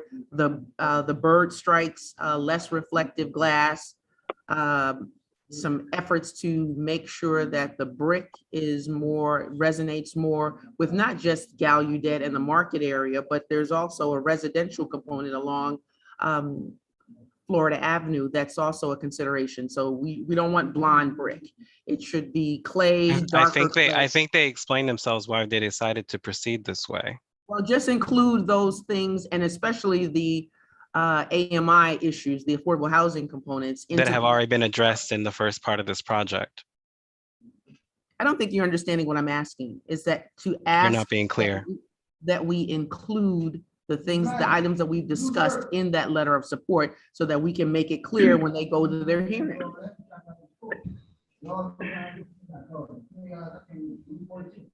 Is there any opposition to including those comments and feedbacks from tonight's meeting onto this report from the rest of the commission? If we're going to include specific requests for changes, I think there needs to be a vote on including those specific requests for changes to the plans as they currently stand. I heard questions, I heard answers to questions. I think those answers And were so did I. helpful. So did And I. I did not come away understanding that we were requesting amendments to the plans as they currently stand in order to provide approval of the commission. Thank you for clarification, Commissioner May.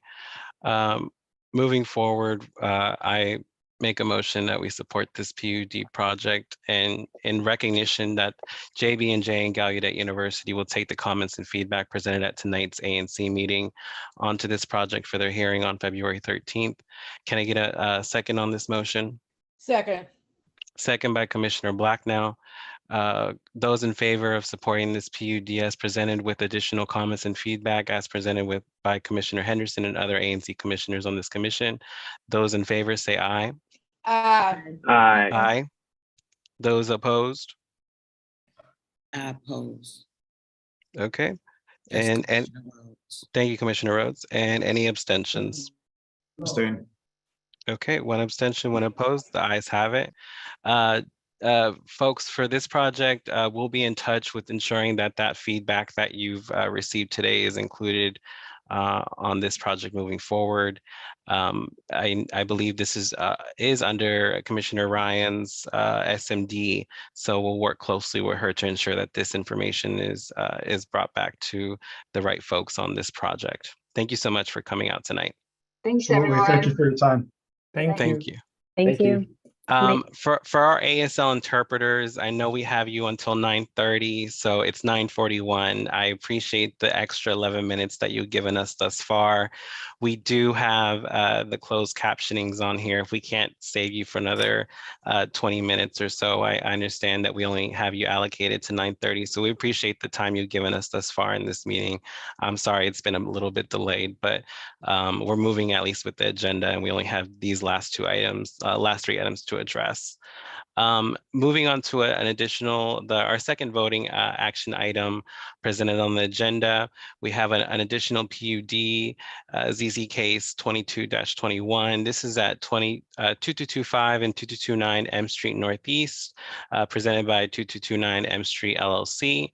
I believe we have the folks on for this project. Yes. Perfect. Good evening. Good evening. If you can go ahead, and you have 15 minutes. I'm being tight on this time. Y'all presented a few times, so hopefully you don't have to get too dragged into the weeds, but we have 15 minutes for your presentation and 5 minutes for questions. So please start. It is 9:42. Great, thank you. And maybe, Rob, I don't know if you can put up the presentation while we get started, and thank you all for having us this evening. I appreciate everyone sticking with us till late in the evening. My name is Peter Stewart. I'm here on behalf of the development team. We're presenting 2225 to 2229 M Street. It's 2 lots, approximately 15,000 square feet. There are currently 2 vacant buildings on the property. We came before the previous ANC twice, and also presented in front of the Zoning and Development Committee.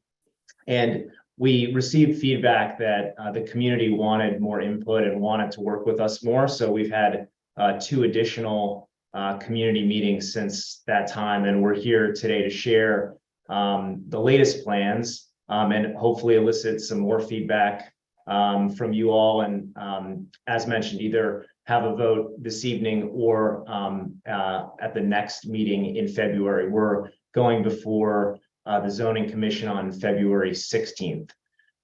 So some of the important feedback that we heard from the community was around the unit sizes. So we're building a senior affordable community here. And so unit size was important. The height of the building was important, and the overall number of units was important. So as you'll see, we have 2 schemes this evening that we'll be presenting, and Rob McLennan from ZDS, our architect on the project, can go into greater specificity about those 2 different programs. But as we mentioned in our last meeting, our objective is to provide the most amount of senior affordable housing that we can, but also be responsive to community input and make sure that the building fits into the fabric of the neighborhood. So with that, I'm going to turn it over to Rob to just walk through the plans, and then we'll hear from Will, our traffic engineer, as well. So thank you again for your time, and Rob, I'll turn it over to you. Thank you, Peter. Can you confirm we're seeing the cover sheet? Yes, we can see it. Thank you. So good evening, everyone. I'm going to move through this as rapidly as possible, and if you need to stop me and we can look at something more detailed. But for the, in terms of the time, I'm going to move fast. The site is at the very tail end, the very end of M Street Northeast, where it meets Maryland Avenue. We do front a triangular piece of land that is owned by the National Park Service. We do have an alley to the rear and M Street to the north of our site. This is the lower level, what we're calling the terrace level. It's essentially units that are about 5 feet below ground. We have a mix. We have 2 studios down here. The rest are 1 bedrooms. We also have our electric room, and some of our other mechanical spaces are in this level. The next level up is our entry level. So we do have an at-grade entry that's accessible, that takes you to elevators. We do have some units on the floor. You can see those are the blue colored units that are fronting toward M Street and toward the rear. Those are all 1 bedrooms.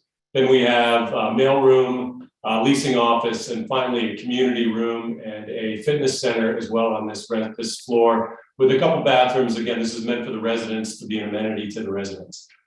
The second floor This is the, this also shows the parking scenario at the rear. There is about a 15-foot grade differential between the alley and M Street to be, mindful of. But we are proposing along the alley to put as many parking spaces as we can. And then if I can advance this, the next floor up actually shows the same arrangement. We actually also have our loading dock on what we're calling the second floor. So this is the floor above the ground level. And you can see primarily 1-bedroom units with a 2-bedroom at the rear and 1 studio. Then we have our loading area here, which also has space for trash as well. The trash room, we have a trash chute that takes directly to a trash compactor, which then also feeds into the loading dock. So the intent would be that the trash would be coming through the loading dock and out the alley and taken care of in that manner.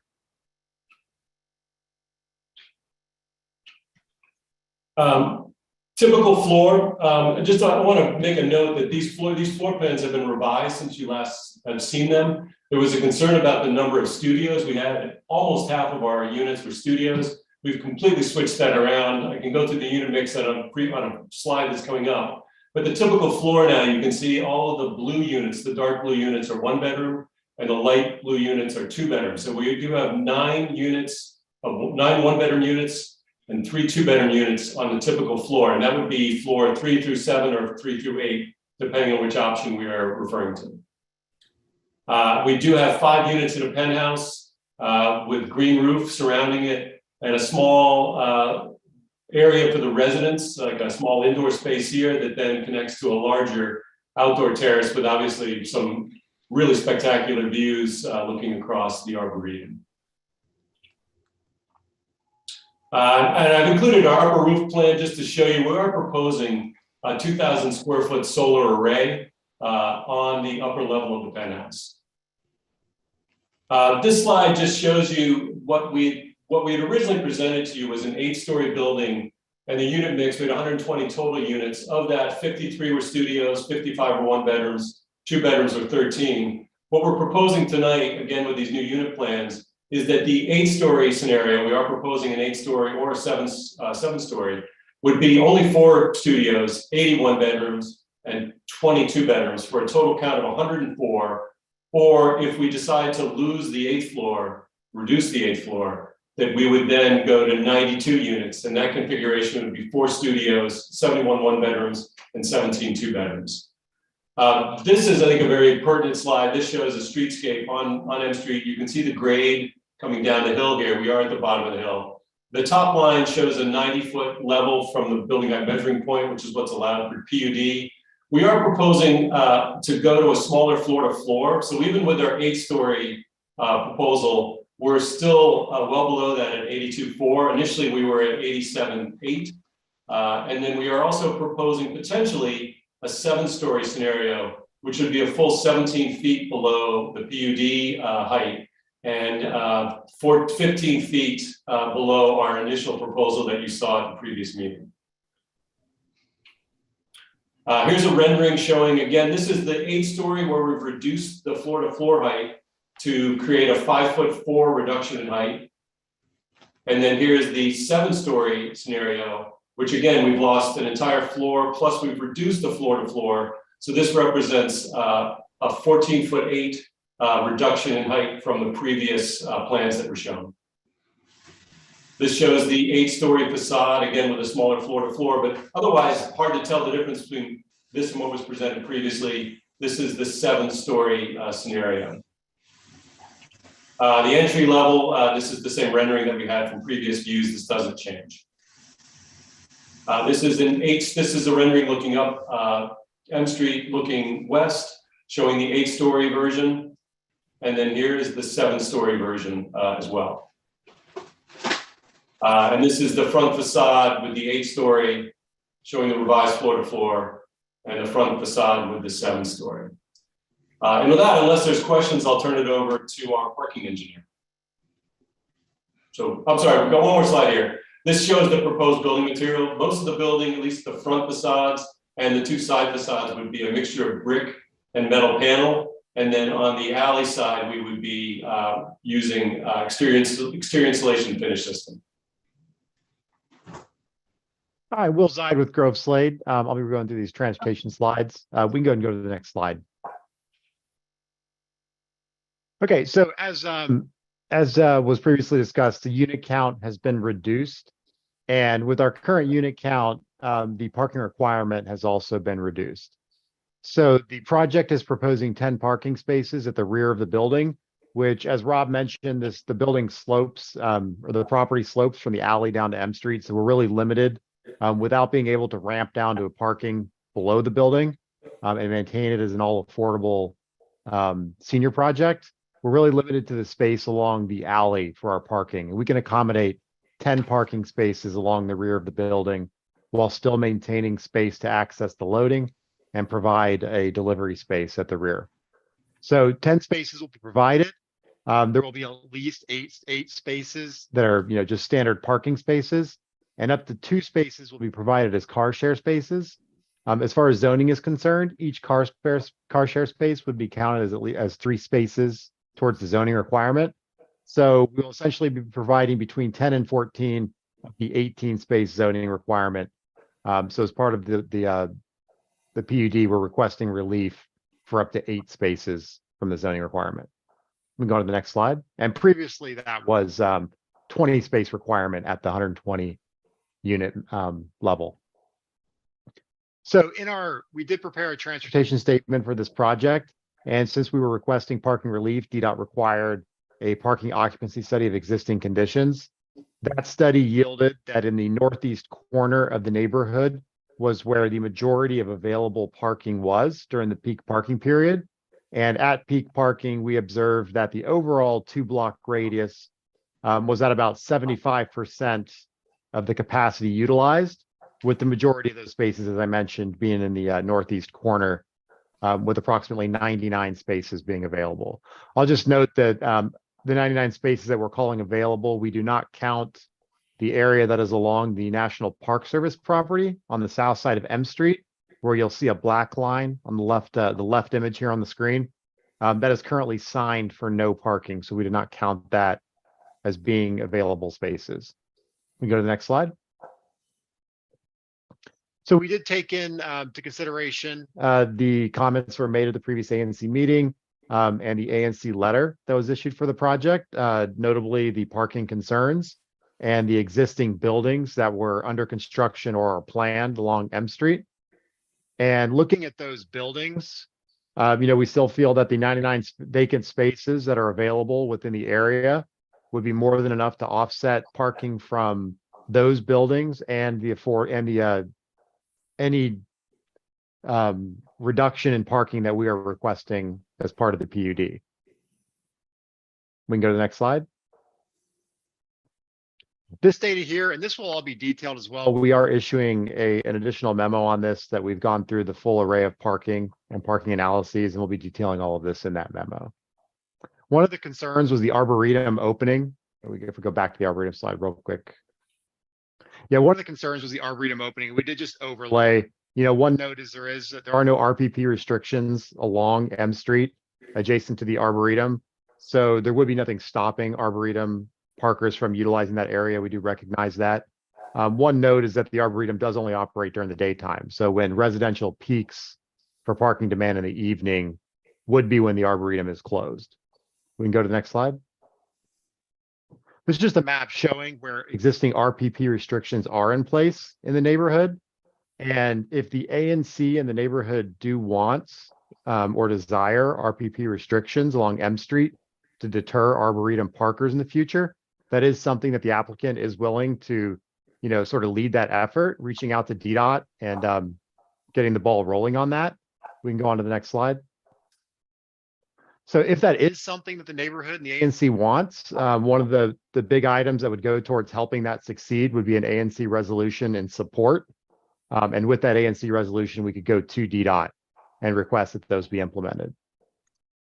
And in addition to just the standard RPP, there is also options for resident only to provide further restrictions, and that could all be explored as part of that process. An additional option that the applicant is willing to pursue is requesting that DDOT allow us to convert that area that's sort of in the dashed lines here at the top right in the image, which currently is signed for no parking along that National Park Service property. So we could request that be converted to allow for parking which would add approximately 11 to 12 additional parking spaces, which is a pretty conservative number. We're assuming about 25 feet per parking space, which would allow for, 11 to 12 Suburbans essentially to park along that area. So it would be really more accommodate 14 to 15 additional cars if that were converted. We can go to the next slide. And this is just, thanks, Will. And this is just a slide that we shared at our last presentation, highlighting some of the pieces of input that we received. And just in summary, again, the 3 of the items that we wanted to address were unit size, number of units, and building height. And as Rob talked about, we're presenting an 8 and 7 story program. The 7-story would reduce the height down to, I think, 73 feet or 74 feet from almost 90 feet. Our unit size went from about 520 square foot on average to about 600 square feet. And we've dropped in the 7-story scheme, we've dropped almost 28 units. And then parking and transportation, Will just did a great job covering those items. We also understand that garbage dumping and security are an issue. And so we've talked in previous meetings about installing security cameras and working with MPD on those issues. And then we also understand that flooding and stormwater management is really critical. And so we've increased our green area ratio to 0.4 from 0.3 and are actively working with our neighbors and our civil engineer to address any groundwater issues that might come up. And then we also understood that cell phone service in the area is spotty. So we're exploring the idea of putting in a cell signal booster that could enhance service for the residents. So we appreciate your time and would love to field any questions and get any feedback you all may have. Well, I'd like to jump in. Thank you for your One second, Commissioner.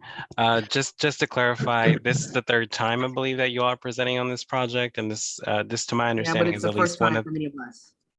Oh, please, Commissioner, I'm leading the agenda. If I can continue. So this is one of the first times that you all have taken some of our feedback and ran with it, which we appreciate highly. In terms of just some quick questions on this. You all removed a floor from this project, went from 8 to 7. Would you be willing to remove reduce it to reduce another story to help on the parking situation, particularly? The information provided by DDOT, it seems kind of iffy and not in tune with what that's actually happening in that side of the neighborhood. Would that be something that you all be willing to do just to assist on the parking situation that many residents have concerns with? Yeah, we definitely appreciate the parking concerns and just the scale concerns. Just going from 8 to 7 and losing 28 units is already making the operational efficiency of the building challenging. And so we could go back and study it. We're certainly happy to do that. Okay. But just my assumption is that it will be not economically viable. But we're happy to go back and study it. And in terms of the cooperation or work that you all have been having with the neighbors itself, how has that been going? Well, I'd love to hear from the neighbors. We've had 2 meetings. Hopefully some of them are here today. Certainly we understand that anytime a new building is proposed, that there are lots of concerns, and we want to make sure to be there to hear and address as many of those concerns as we can. And, what we have told at least our immediate neighbors and others is that we will be, willing, participants and work with them on, any issues that come up, and have our construction and development team throughout the life cycle of this project be very active in communicating with them and be available to them. So I'll let our neighbors talk about it, but I hope that's what they took away from our conversations. And 2 final comments before I allow the other commissioners to speak. There was a photo showing windows on one side of the building. Are we assuming that that a project would never come into the future and affect those windows that you all have on the building itself? I can address that. Yes, those are what we would refer to as windows at risk. So those are windows that aren't required for that unit. So they're like extra units, extra windows into bedrooms that already have windows, get a second window. But they're windows that can go away. And there's a covenant written into the building permit that alerts everyone to that. Okay. And honestly, the reason that they're commissioner is to enhance that facade. Got it. And I didn't see any information on the heritage tree at this site. Where is that information? I didn't see y'all discuss that. So we hired an arborist and they confirmed that the tree in the rear is not a heritage tree. You hired someone to confirm that? Correct. Yes. Doesn't sound it doesn't sound like it was a neutral entity that determined that. I believe that's typically the process is we'll go out and hire an arborist to measure the tree. We'll most likely have to table this to next month, I'm sure, just so that our remaining commissioners can look further into this project, but please have information on that heritage tree. Yeah, we actually have a report from an arborist that we can share with the ANC. It was, looks like it was done February of 2022. And it has a certified arborist who's measured the tree and came to that determination. We'll get that to you though. We'll absolutely provide that. Okay, thank you. Commissioner Henderson, you were the first one to ask some questions or comments. Yes, first of all, I think that this reducing it to the seven floors is more successful. I think, again, you should change the facade a little bit. That modern panel element, it just doesn't work and it's dated. I know that it may pick up cues from other projects in the area, but they don't relate to the neighborhood in any meaningful way. But the biggest issue is parking. Certainly, I would recommend a restricted RPP, but not just for that area, because it's going to have an unintended consequence on Lang, Lyman, and L Street and Maryland Avenue. Well, not L so much because we have extended parking. But the decision to make M Street one way, somebody thought that was a good idea, but I hear a lot from the neighbors about how bad the idea is because it's increased demand for parking on Lang and Lyman, and it's just a nightmare. So we want to have, I think that we need to have a larger community discussion so that we can talk about the impact of parking in that entire area. But restricted parking for the neighbors should be the first priority.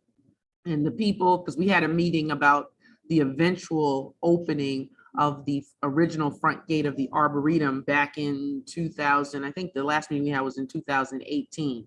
And the neighbors, 2000. I'm going to cut you off, Commissioner Henderson. Excuse me, don't cut me off while I'm speaking.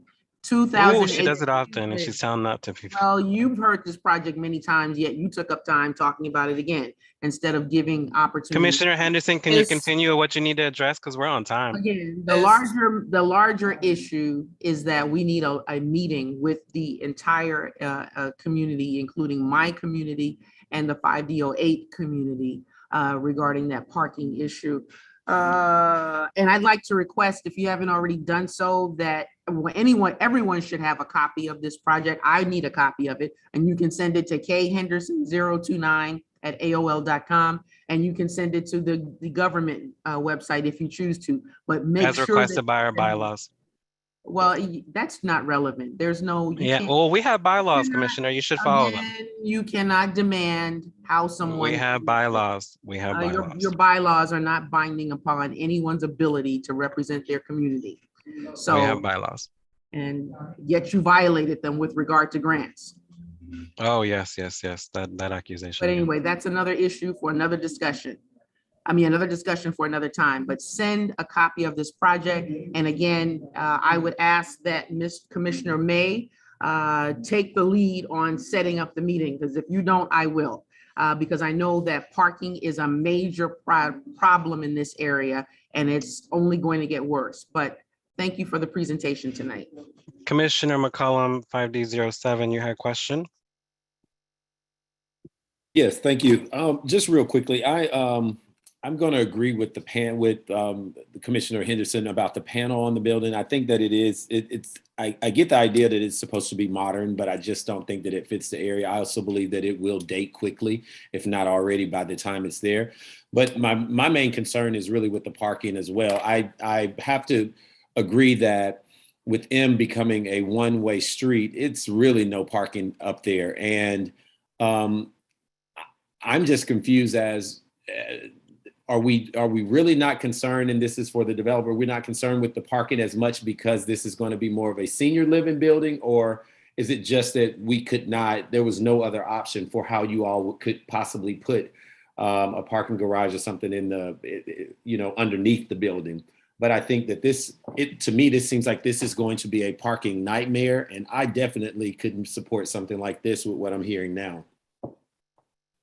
So twofold, Commissioner McCollum, just to respond to the parking question. One, from a marketability perspective, ultimately, if we can't market successfully to folks that need parking, we won't be able to fill up the building. And so we've been working with our property management team to better understand what the actual parking demands are. And they have advised us that the parking demands are such that we will not. They actually said 10% of the building, which at the reduced unit count of 92 would only be nine spaces that would be typically required or typically utilized. So so that's the marketability side. And the second piece, which Rob and Will can go into a little bit more detail if we want, is just the challenges of the site and the grade and the ability to actually get underground parking here. We don't have the size and the ability to do that. Yeah, Peter, if you just touch on that real quick. So it was mentioned here in the presentation. So there's about a 15-foot elevation change from the alley down to M Street. And any driveway to the property would have to come from the alley. So, in a tradition, like if this were flipped and the alley were lower, you could put an entrance from the alley down right into a garage, if you will, build above it and have your building. But when we're flipped, we would have to get down not only below the level at the alley, but we'd have to ramp down below the level that's below that and do that all within about 120 feet, which would be, somewhere in the order of like 30 to 40% grades to get down there. And it wouldn't be practicable, buildable. And it wouldn't be, it would not be able to maintain the project as an all affordable, all senior building and do that kind of garage and that kind of parking situation. So, I mean, and not to interrupt, but I know that one of you mentioned that there will be parking spaces next to the alley, and you mentioned that there will be as many parking spaces as possible. How many do you all envision would be next to the alley? I know that you're saying as many as possible, but what do you think would be there? It's 10. So there'll be 10 spaces plus a service delivery space. So you'll see 11 spaces on here. And then we have to have a gap in the middle that you see there. That leads to our loading dock. That is you would see it on a different page. So the trucks can back all the way in and get into that loading dock. So if you would, I'd appreciate a copy of this sent to my email as well. It would really be helpful in me trying to get to a place of being able to support this project. Commissioner May, you had a question? You're muted. Yes, thanks. I have a couple of questions, and you may have covered this at some of the earlier presentations, so forgive me if I'm asking you to repeat yourselves. I wondered if you could talk a little bit, speaking to the affordability status of the building. So I know it'll be 100% affordable and it's senior living focused. I wondered if you could talk a little bit about percentages that would fall at the various thresholds for MFI. And I'm also curious, it's my understanding that with developments like this, that the 100% affordable designation is time bound, and that after a certain amount of time, percentage of the building can convert to market rate. I wondered if you could speak a bit to that and also talk about the permanent inclusionary zoning set aside that would be a part of the development. And so, when that time lapsed, what that would look like. And then before I turn it over to you to answer questions, just a brief note about parking. First of all, I just want to note this development is in Commissioner Blacknell's single member district, not mine. Yes. I understand the point Commissioner Henderson made about ramifications as parking move, as folks move throughout the commission parking. But I did want to note, I think that's a block by block question. And I've had a lot of conversations with neighbors who don't want zone parking on Lyman where I live or on Lang, others who do. And so it's something I want to proceed with carefully, which is what I wanted to add there. But I'm eager to hear answers to my question. Thank you, Commissioner. Thanks, Commissioner May. I'm going to defer to my colleague, Megan, my colleagues, Megan and Jen. Maybe I know this is 50 and 60% MFI, but I don't remember offhand the percentages. And then to your question about the long-term IZ, I'm going to need their assistance in remembering that as well. Sure. Thanks, Peter. Megan Huddlecox with Goulston and Storrs Land Use Council for the applicant. Excuse me. So as Peter said, the project is 100% all affordable. The financing for a project like this happens a little bit later in the stage of the project. So we don't know the exact breakdown of what the affordability would be, but we do know that everything would be below 80% MFI. We expect most of the units would be 50 to 60% MFI. As Peter noted, there's a 40-year affordability covenant that would come with a project like this. So that 100% affordability would be for at least 40 years. In our experience, typically at the end of that affordability period, that covenant is re-upped. And so it would be extended even further. However, if that weren't the case, we would be committed to at least a 12% for the life of the project inclusionary zoning affordability that would be at 60%. And so that would be for the life of the project, even though in our experience, typically with these kinds of affordable developments, the 40 years is actually the earlier side of how long that would last.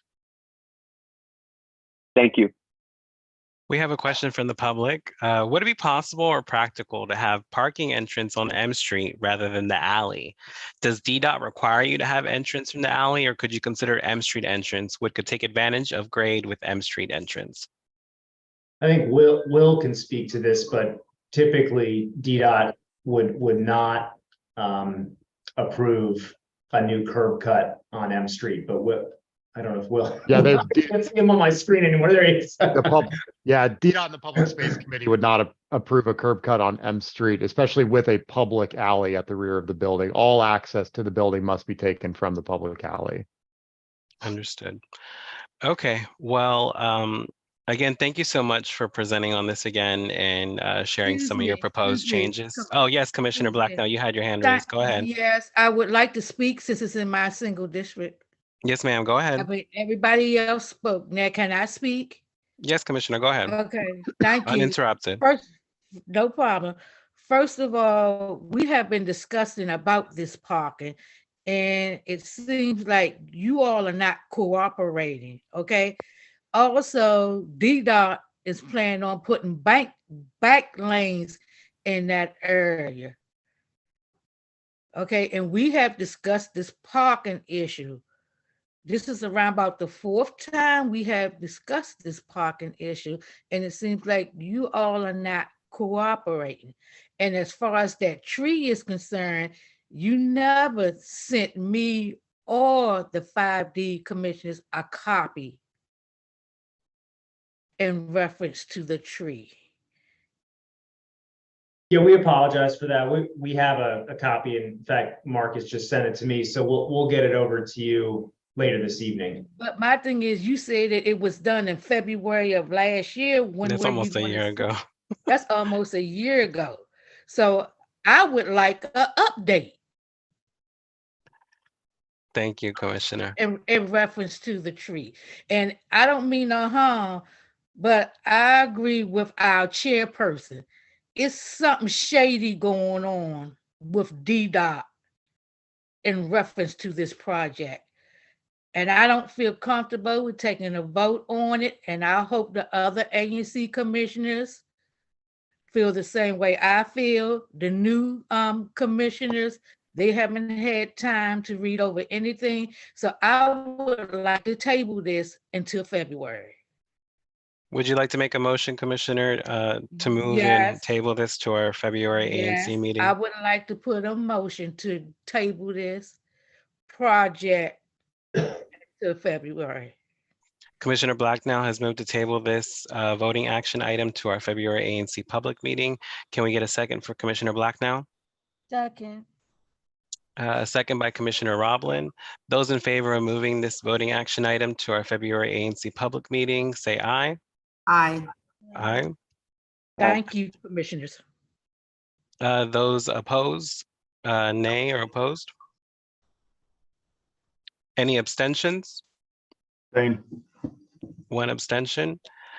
Safe to say that the ayes have it. We'll table this PUD for our February ANC public meeting. To those that presented, thank you so much again for sharing the proposed updates, and we look forward to the next couple of weeks working together for a final vote in February. Thank you all. Thank you all. If I may just jump really quickly, I would like to ask the applicants to come up with a rendering that actually restores the 8th level, but with complete underground parking, if that's a possibility. And let's see how that works. I agree with you, Commissioner Henderson. Also, I would like to ask again, if you would please send us copies of this to our official emails. I would really like to review all the plans, and I also agree with a new workup with the addition of the floor and the underground parking. Great. Sounds like we have some folks with homework. Proceeding with the next voting action item, we have a support for conversion of a Pepco lot. Commissioner Cobb, can you give us a presentation to close out the night on this last voting action item? You're muted, Commissioner Cobb. Thank you. I'm not quite sure how to share this. Oh, there we go. Okay. Okay. Okay. Is it showing up? Yes, sir. Okay, great. So just a little bit of background first. This ANC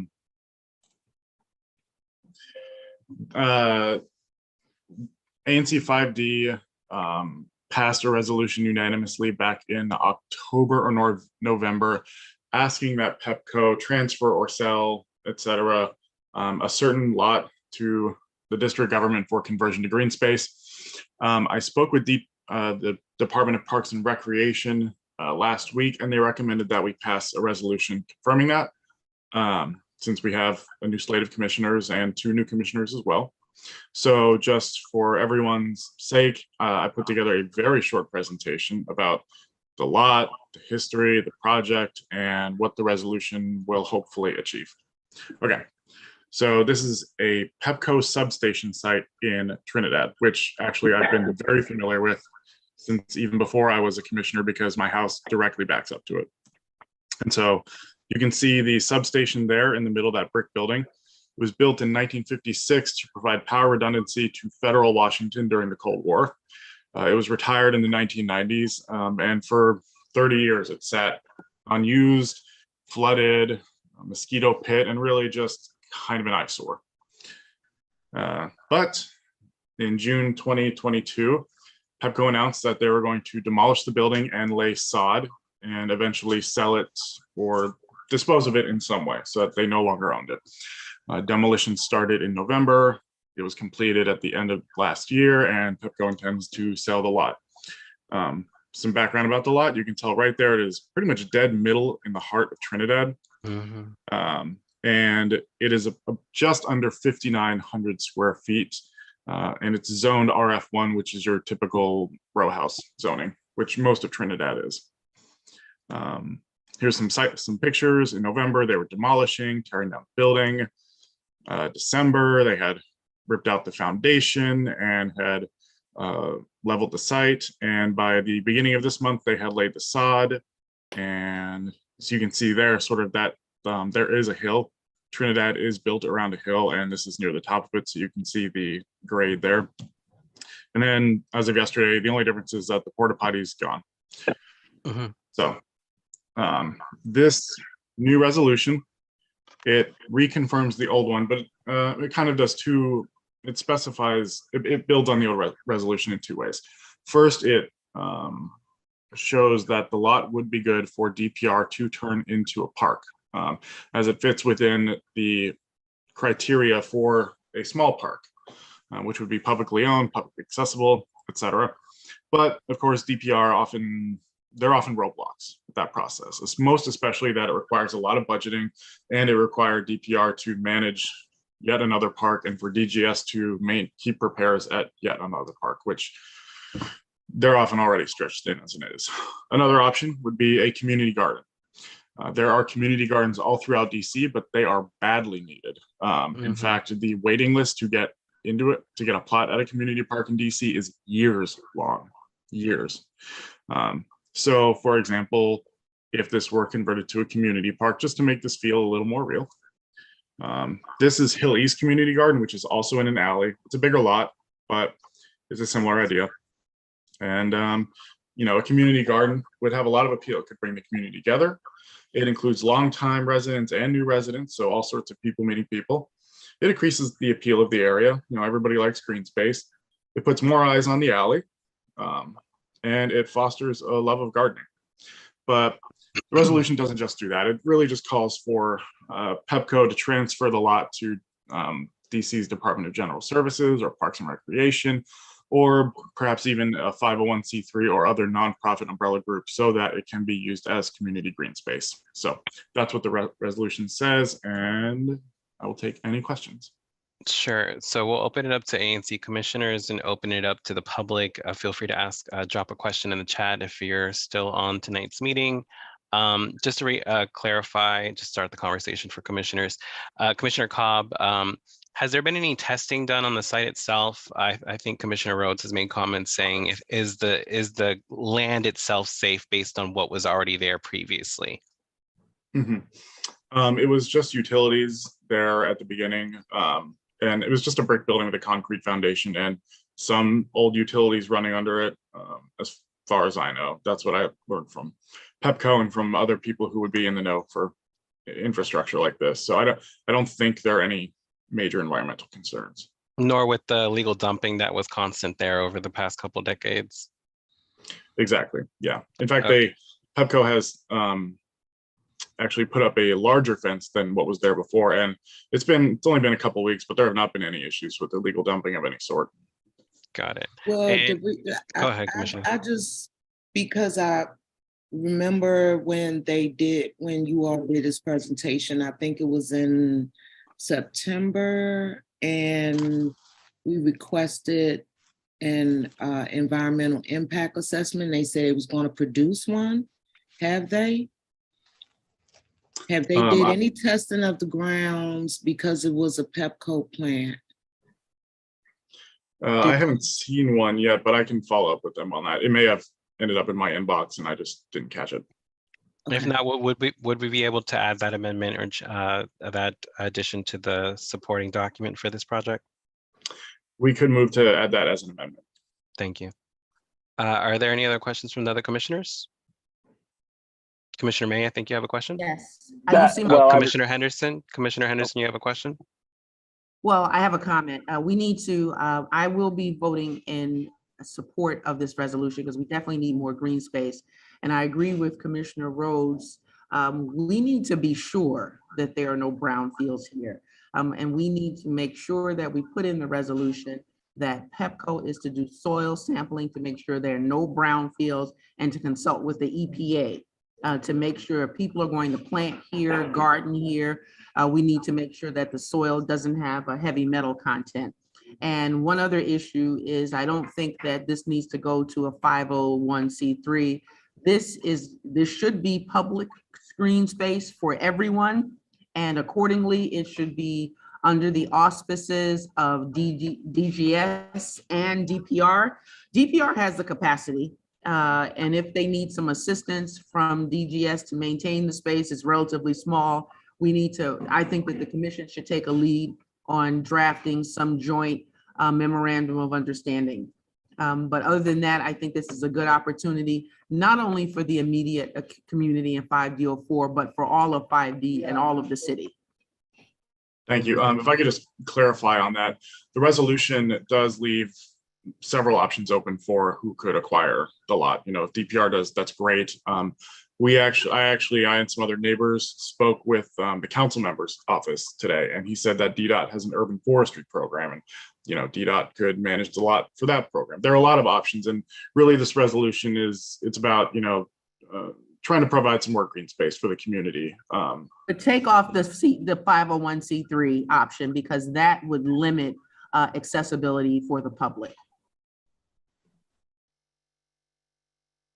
Sorry, I'm just checking the language. Well, it doesn't specifically say. It just says we request that the district government acquire for conversion to green space. Thank you. Commissioner May, do you have a question or comment? Well, I would say that I think that the commission needs to take the lead on this and not leave the door open to future exploitation and someone getting a hold of the property and minimizing the public's use of and enjoyment of this shared green space. Commissioner May, did you have a comment or question? I was just going to point out there's a question in the chat. Commissioner Cobb, if you could tell us where the cross streets are, or the closest cross streets to the lot for constituents. Yeah, it's in an alley in a triangle lot behind Trinidad Avenue, Owen Place, and Penn Street. Smack dab in the middle of Trinidad. I support the conversion of this to a green space, particularly either a dog park or a community garden. I know a lot of folks in Trinidad for a very long time have been asking for a dog park for their pets. And I think this is probably a good opportunity and space to provide that, being that it's smack dab in the middle of the neighborhood. I don't see any other questions in the chat from the public. So in support of the conversion, in support of this letter, Commissioner Cobb, would you be open to making those additions and changes to the letter? The changes being that we ask that PEPCO conduct an environmental impact assessment to check for pollution.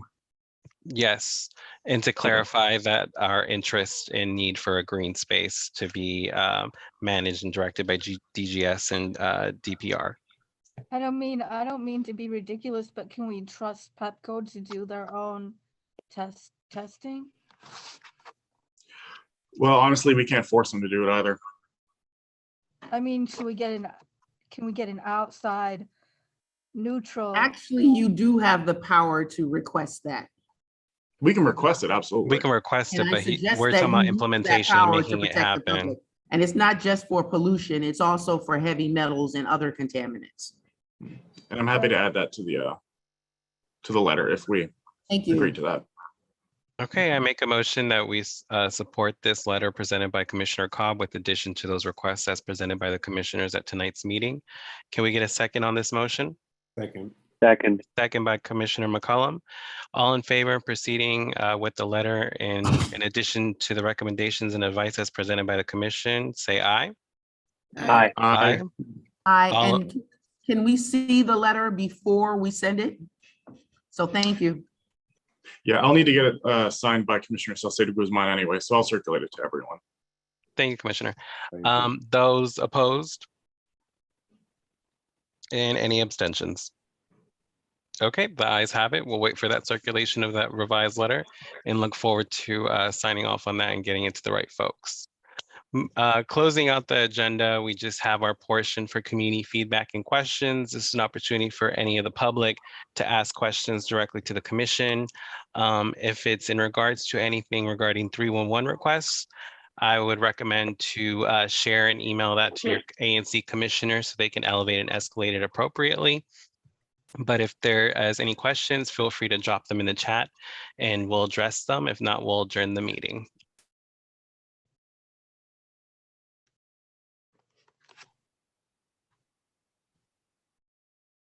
Okay, I don't see anything in the meeting chat. I want to thank everyone for being very cooperative and especially to our interpreters here tonight.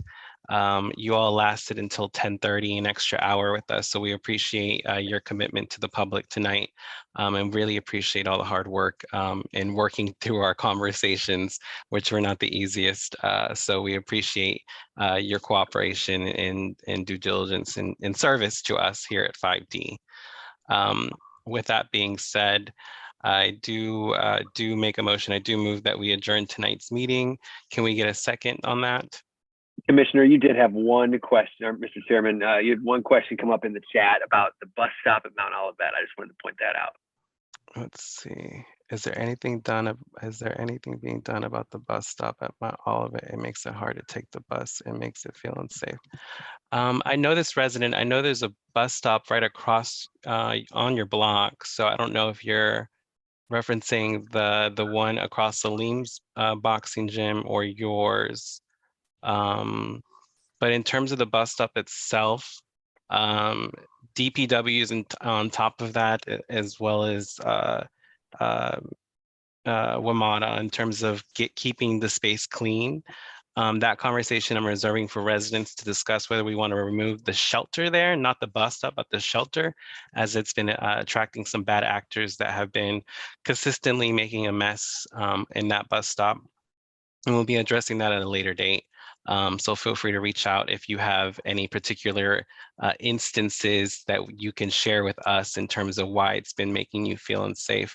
I know a lot of those folks that use that space just for shelter itself.